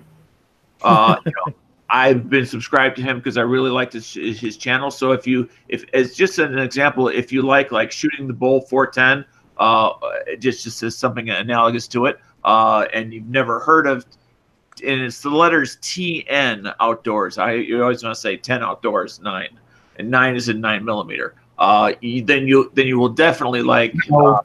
It's TN as in Tennessee, outdoors as in not inside, and 9 is in anything else besides 9mm. Okay, if it makes you happy, sure. Okay. Because I'm all about making you happy. Whatever. I can boot. So whatever now, but I'm glad to see that he's still kicking and that he's putting his hat back in the ring for creating useful and then insightful. Like this is the kind of stuff that we would have conversations on forever. People would be pulling his videos and referencing them. Awesome.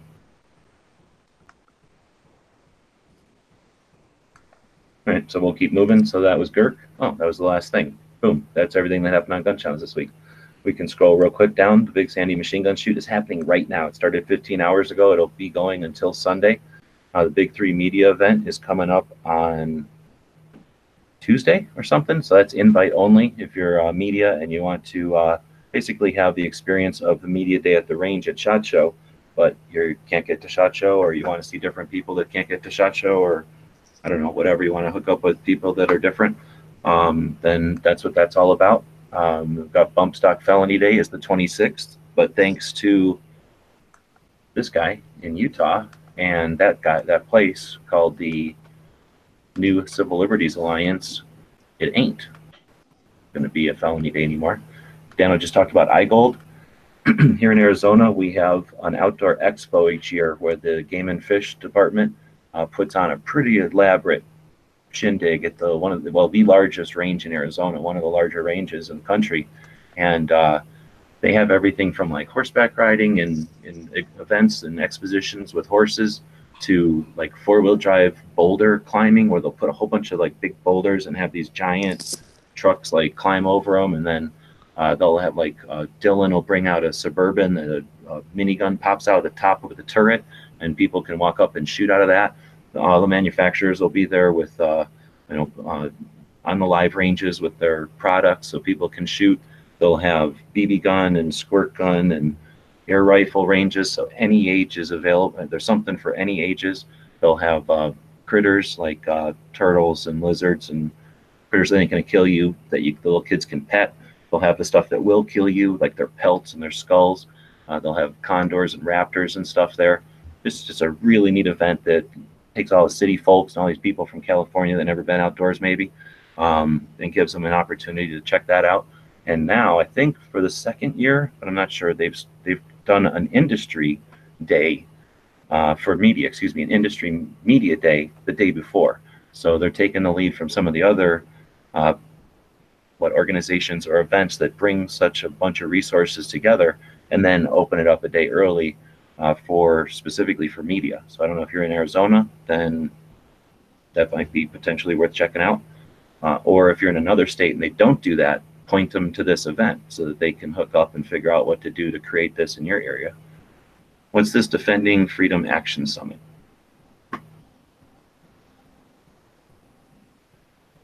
So this will be, who posted this? I probably posted it. Did I post it? Does anybody know what this is? In Arlington, Massachusetts. Maybe Psycho put it out there? Nico might have posted it. Oh no, I posted it. Oh. All right, well, some sort of thing that I must have thought was interesting. So it's in Hilton, Arizona, or excuse me, Arlington, Virginia, and there's a whole bunch of DFAS, Defending Freedom Action Summit leaders going to be there. You know, more than likely somebody I know is going to be speaking at it, and I posted it in the thing so people would know about it, because that's sort of what we have a calendar over on Gun Channels for.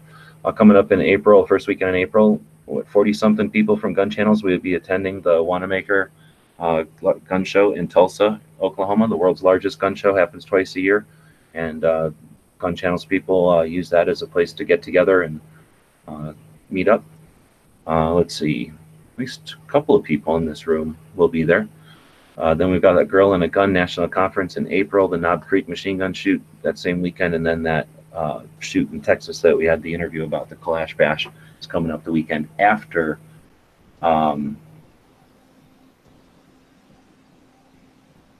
Dang it! So it is the weekend after Wanamaker. Now, Pink is saying that we didn't read enough of this Utah thing, that only applies to the dude in the case. What? That doesn't make any sense, though, because No, it's that saying does not make any sense. could not rush through the bump stock without meaningful judicial review, right? Well, do the words class action appear anywhere in that letter? So you can do a Control F on your keyboard and then type in the word class. Oops. Class and Yeah, search. you can. I can't. Well, I'm just telling people how I'm searching, but no, I don't see class in there anywhere. Okay. So yeah, unless it says class action, it's just him. What are you talking about, Pink?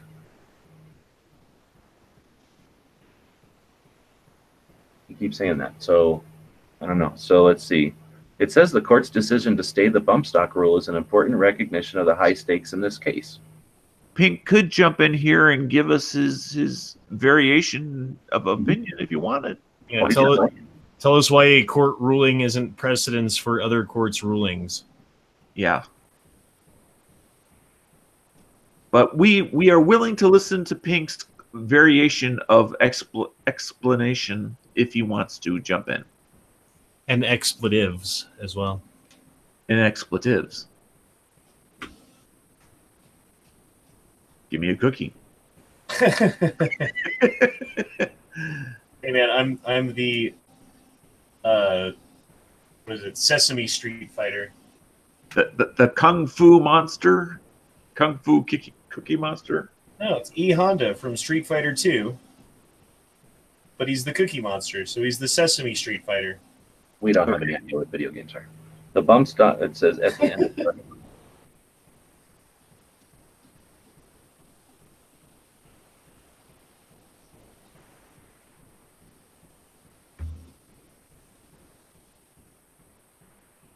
It says, while the order is limited, the court recognizes that Mr. What's-His-Face has raised a substantial basis to question the rule's validity.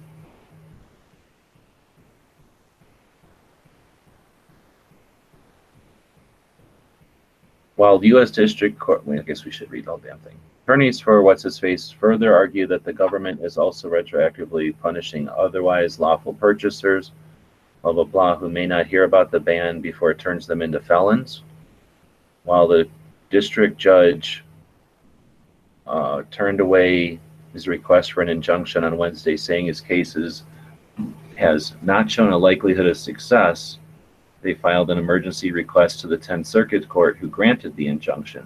Both sides have until March 29th to file a further response with the court. So Pink is reading that it only works for the one guy.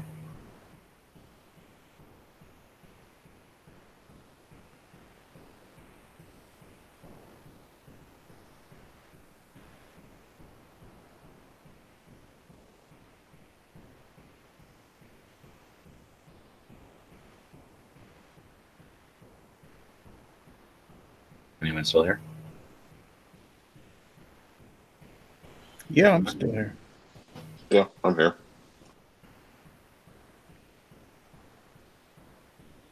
Are you looking for another topic? No, I was just seeing if there's something in the comments, maybe. So I don't know. But let's see who's following up on that. This article has been, to be clear, temporary state. Oh, this article has been updated. Where's he seen that? Oh, maybe you have to click on this thing. Oh, okay. This article has been updated from the original to be clear that the temporary stay is only. Oh, could it be more clear? Is only for this guy, not for all bump stock owners. Okay, well, I take back my soul clap from earlier. Fucking bastards. So you're all still felons. Anybody with a bump stock, you're still going to be a felon next Wednesday. Enjoy your 10 years in federal penitentiary. Yeah, thanks, Pink. Yeah, we're a bunch of idiots, so we almost put out bad information there. Huh. That's never happened in the Daily Gun Show. No, I'm glad we know that, because I'm I wouldn't want to repeat it in another chat somewhere else and be giving out bad information.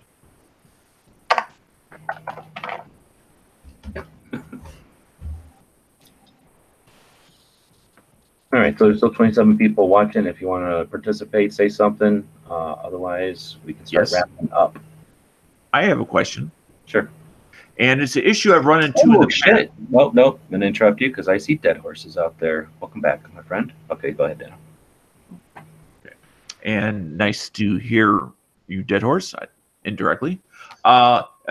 Is I travel several times a year, and it's an issue I run into commonly. I'm sharing my screen right now, and this is just an example. This is not necessarily about these two sources, particularly. Is when I travel, I always look, because I have a concealed carry permit in Illinois, for states that have reciprocity with my state.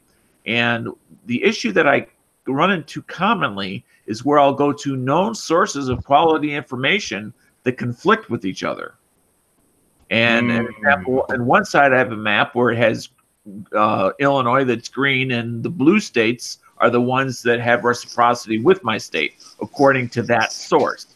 And then yet, according to Google, unfortunately it's just in text, it lists a bunch of other states that have reciprocity, but those are not two of the same list. As an example, Ohio, according to gunstocarry.com, does have reciprocity with Illinois. But according to Google, Ohio does not. So, and again, it's not about the sources, it's about the conflicts. Whether I use, go ahead. I say this is what happens when you use anything other than the state government's website. This is what happens. You broke up. This is someone else's version. You broke up. This is what happened. Oh, can you hear me? Yeah, I'll shut up. Go ahead. I was going to say, this is what happens when you use any other source other than the state's own website. I don't trust any of those alternate sources other than like going to Ohio's website and looking right there to see who they have reciprocity with, or Illinois', because you're going to get misinformation just like that and conflicting information. I mean, I just made a trip where I went to Ohio. I didn't carry to Ohio because there was a conflict. It's like better safe than sorry sort of a thing. Hey, so quit screen sharing all our secrets. How about quit screen sharing all our secrets over there? So Pink is saying that your list is from 2004 on Google. So maybe he's seen that or something. So I agree with Sarge that, well, at least in Arizona, it's the DPS, Department of Public Safety, but in some states it's the, I don't know, state police. State police, yeah. So the best resources will have exactly a link to the state's official current reciprocity list, and every other map is dependent on when they've updated it. And it's super frustrating when, luckily we're winning. So places like Oklahoma, came on board just last week. So, they need to all be updated again. And I'm not aware of anything that's going to automate that necessarily. So, anyhow, that's an exercise and a responsibility we all have to make sure that we've got links to current resources and stuff. But I'll just throw in there that another option, I think, and Sarge, let me know if I'm crazy on this, but having a published, like the published books that exist, the Traveler's Guides to 50 States, the Gun Owner's Guide to Travelers to 50 States or whatever, if you have a current version of that and it's published, and to the best of its knowledge, it's current, if you had that in your glove box and you said, hey, I'm trying to comply with laws, here's a published book that I'm using as reference, that would go towards due diligence, no? I think it would, and I think it all depends on where you're at. I think here, that would work just fine. I think in some of the states that you hear nightmares about, like Maryland, like where they stop people with gun-related decals on their windows and then ask if they have a concealed carry permit just to say that, just because they don't recognize it there, I think you might have issues. So I think you still got to go to each state's website. But I think here that would help. I wouldn't have a problem with it. And that stuff changes. But other states, not so much. I mean, it doesn't take much to have somebody change something, and if you're not checking the one that's current with that state, I would trust it. Yeah. And even like I have one from 2018, that exact book that G. Webb's just talked about. And when I got it, because it takes time to publish and things like that, any changes that were made, let's say 4 to 6 months before it actually physically came out, didn't necessarily make it to the printed version. What's the title? Why can't I find it on Amazon here? Isn't it the Gun Owner's Guide to Travel, or is it Traveler's It's something like that. It's you have it almost word for word. I just don't have the words. I'm just here. It is. Traveler's Guide to Firearm Laws of the 50 States. And now I'm grabbing it. It's $20 for the 19 edition. Yep. And if you buy it off of Amazon, I'm going to drop a link that will give gun channels like a cut of 4% on that. And again, like I think Sarge's 100% correct. If you're in New York, good luck. But if you're in like Oklahoma and you're like, hey, I'm trying to do my best, here's this book that's published and it's their 23rd edition of this, and it's in your glove box and you got it dog-eared to the pages you're on or to the states you're traveling in. The other thing, like you mentioned, Oklahoma, they've just went constitutional carry, but it doesn't go into effect until November 1st. So there's a lot of things as far as the timeline too. I think you would still be, prudent to check out the state's sites, because Oklahoma's concealed, constitutional carry, but like I think Snob was talking about that, for him, he can't do it until November 1st or something. But if somebody else comes in. Is that for state residents or also include non-residents? That's the thing. I don't. That's for state residents.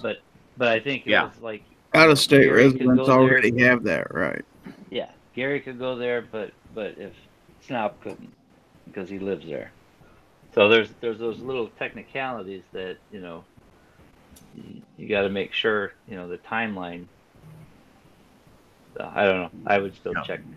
I mean, it is part of the additional responsibility. If you decide to carry, there's this very unsexy part that we all have to stay up to date on, and realize that we need to cross our T's and dot our I's.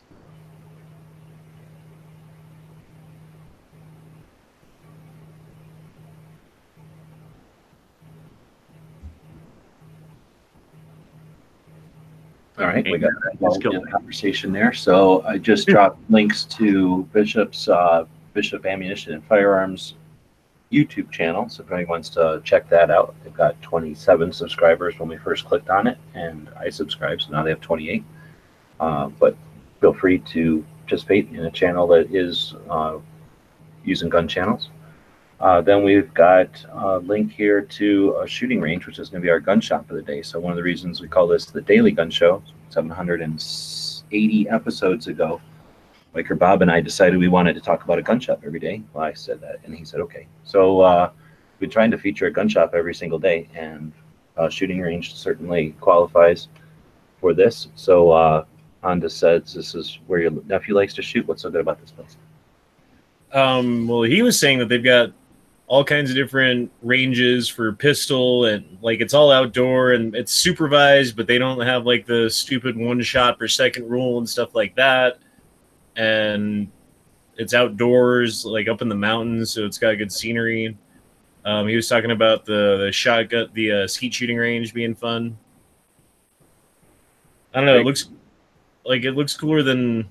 I don't usually go to the shooting range. Like I was taking him on like an adventure to the mountains, which is where I usually go shooting. But I don't usually shoot skeet either because I don't have all that stuff. Yeah, and that's what's nice about ranges is the infrastructures. The moving stuff like shotguns, but then just the what do you call them, the target stands and the targets themselves, the benches and all that. Right. Just from judging from this picture, I mean, unless they're crazy, it looks like it's pointing north. And when you kind of verify it in this picture, the shade is pushed a little bit forward of the overhang of the roof for the shade for the lines. I like that because to me, it's showing me that it's telling us that you're shooting north. So no matter what time of day you go there, don't worry about sun in your eyes. Like out here in Arizona, where you'd think they'd be aware of that. We have ranges that look east and west. Like, what are they thinking? So like at Right. night, 3 o'clock, you can't even go to the range because you're looking at sun. So that's kind of cool. And it looks large. And like you say, it doesn't look like the kind of place where they've got little facilities at each place and there's people bugging you about everything you're doing.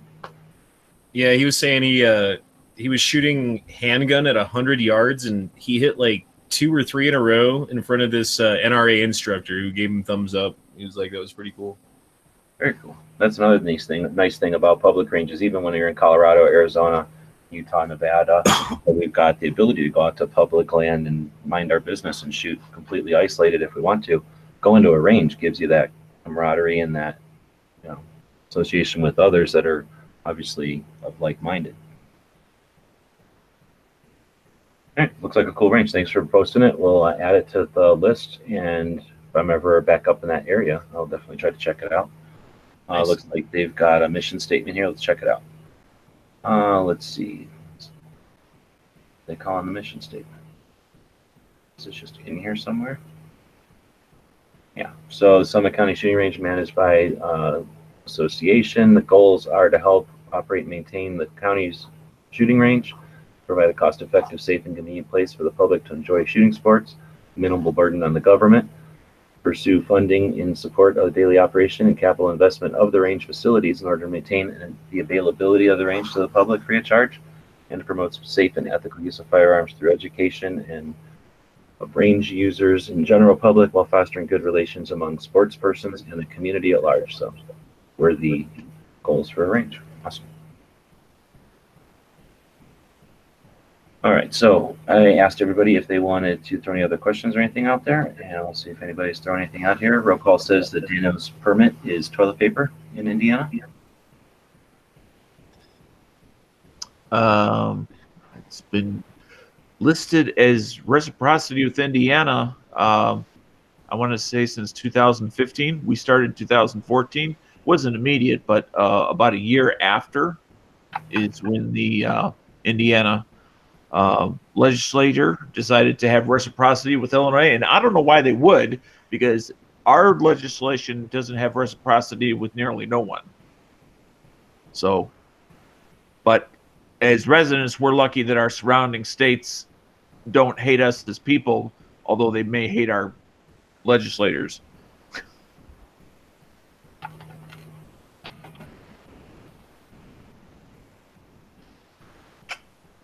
Besides, I got a FOID card to back it up.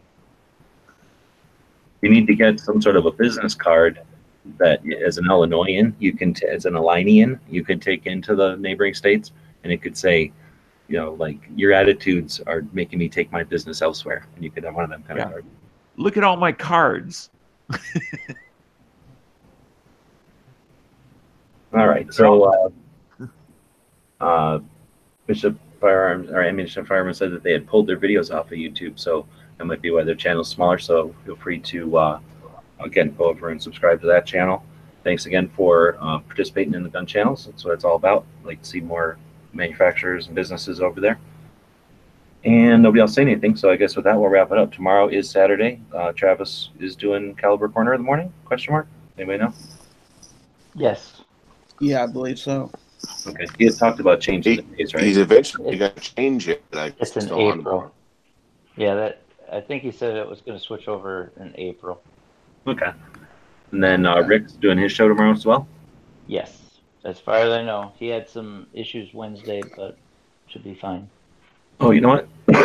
When I came back before, I was going to suggest, or at least offer this out there. I have to make a channel. I have to make a decision for our projects tonight. A decision for the channel that'll have deep implications, and I don't want to make that decision alone. So anybody that's a Patreon is welcome to join in here. There are 2, 4, 6 people in here, including me. So there's room for four more people. So if you'd like to jump in and weigh in on this decision, feel free. People that are in here on the panel are going to help me make a decision off air after the chat. So you won't know anything about it because you're not even going to know what the decision is. You certainly won't know the results of it, except that you'll experience whatever happens to the channel afterwards. But if you'd like to be part of that and you have a link and you're out there and you for some reason are too scared to join the live show, feel free to jump in. Or if you're a Patreon and you want to jump in, let us know on Gun Channels. So yeah, we'll leave it at that. So we're going to make what's the word? We're going to make a crucial decision for the channel here off air in a little bit. And it is Friday. So it's Free Patch Friday. We had one sale all day today. I'm going to go look at the store and see if that's changed at all. Oh, we have 2 orders. So thank you very much for the 2 people that are trying to keep us online. So otherwise, Patriot, I think you're all right. Nope, I've already forgotten it. I know Liberty's in it, and I'm going to keep saying freaking challenge. So tell us what your project is. Defend Liberty Project. Basically, if you look around your area, find any of these bills or initiatives that they're trying to push, pro or anti-gun, find out the information, read up on it, and study it. Make a post about it. It could be on Instagram or a video, whatever. Get the information out there, share it with everybody in the different spots. If you use that hashtag Defend Liberty Project, that I'm going to kind of accumulate these, and hopefully we'll push these over to Every Second Matters. But also, once you find out that information, it's a good idea to print that out or get the links, write them down, and go out to your gun shop or, in real life, to real people, not just these electronic ones that are talking to you. Share the information. It's an awareness project. That's what we need, is more people aware. And the focus of the Defend Liberty Project is to focus on the liberty aspect instead of just the firearms. It's defending our liberty. So make it about the liberty, and it'll pull in more people than just us pro-gun guys. It's true. I like that. I like everything about it. It gives people an actual goal, something that's reasonable to accomplish, and by doing it, you exercise the skills and the techniques you use on the platforms or whatever, the creative things you're going to need to create the thing. And then, of course, posting it like on everysecondmatters.com, the website that we use as a hub to amplify all those different things. And then whatever other medias, social media platforms you might be using. Again, it's a good exercise. But then focusing or framing it on liberty as opposed to just a Second Amendment thing makes it approachable or consumable by more than just gun owners or people in the gun fight. And then, like you say, taking that then to real life and bringing that to real people is something taking us out of our comfort zones. This is an ongoing thing too. It's not going to stop. So as long as there's things that keep coming up, and if you do videos anyways, or post, or you have older ones, you can go in there and just put it in the title or the description so that I can find it. It doesn't have to be formulated for. It'd be cool if you mentioned the project so that anybody that listened and got the same idea would want to promote it. But just so that we can get it into a big thing, and as we go along, I'll throw swag out once in a while, whatever, to keep it rolling. But the important thing is to get the awareness up. Yeah, and I have a video about it. It's kind of basically said the same thing I just said. So, but come check it out. Right on. Well, thanks for keeping up or keep innovating the challenges for people. It's no fun if people are just watching. At least I don't think it's any fun to just watch stuff. Sarge, you've got a show tomorrow. And Noxious was on Thursday, right? Yeah, I'm on tomorrow night at 11 p. East. We're going to try to wind up some of the details for Tulsa. So, kind of touch base again. 40-something people from Gun Channel showing up at Tulsa for the second year with a major amount of people showing up. So looking forward to, seeing how everybody continues to evolve our meetup type of thing, and then what we're able to do for the show and for the vendors and for each other's channels. It's awesome. That's what it's all about with gun channels, and bringing it to real life is cool. I got a quick question for you, Sarge. I won't be able to make it because I'll be working. Are you going to post that discussion to your channel afterwards, or is it going to be held unlisted or private? Oh, I don't understand any of mine. Okay, They're always public. Okay. Yeah, so it'll be on there. Because I will be in Tulsa. I had my reservations shortly after we set up the group thing. Excellent. Jealous. Yeah, I'm starting to get excited. We're getting down to decision time. You know, I'm starting to get excited. I decided I could drive more than 4 hours, so I decided to go all the way.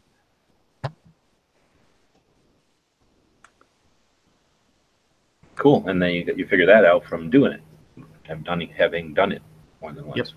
Yeah, it's like 10 hours or whatever. I forget exactly what it is, but I was just joking when I said 4 hours. Does anybody know what tomorrow is? Does anybody I'm still know trying to talk. I'm still trying to talk Night Strike and Ellison to driving those 4 hours so they could go with us. Yeah. But if, the horse just doesn't have the giddy up and go anymore, then I guess it don't.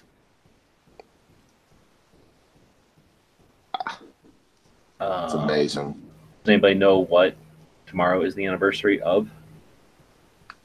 The very first Saturday, also known as the last day of the week. No. Sabbath? No. Sunday, Bloody Sunday? I don't know. No, I don't think so. Actually, it was the first Sabbath, technically. Oh, you mean because of Easter and stuff? Oh, on the seventh day. Never mind. Well, I'm talking about tomorrow, the whatever this is going to be, the 23rd of March. Oh, it was for Saturday. Oh, I know what tomorrow is. What? Tomorrow is the day where we play Dungeons and Dragons. Okay, but it's also the anniversary from 1775 of anyone? Bueller? Patrick Henry proclaimed, "Give me liberty or give me death," in speech in favor of Virginian troops joining the U.S. Revolutionary War. And mute button. Don't forget that people laid down their freaking lives so that we can bask in the freedoms, the individual freedoms that we have here. Thanks everybody for watching and listening. We'll be back on Monday.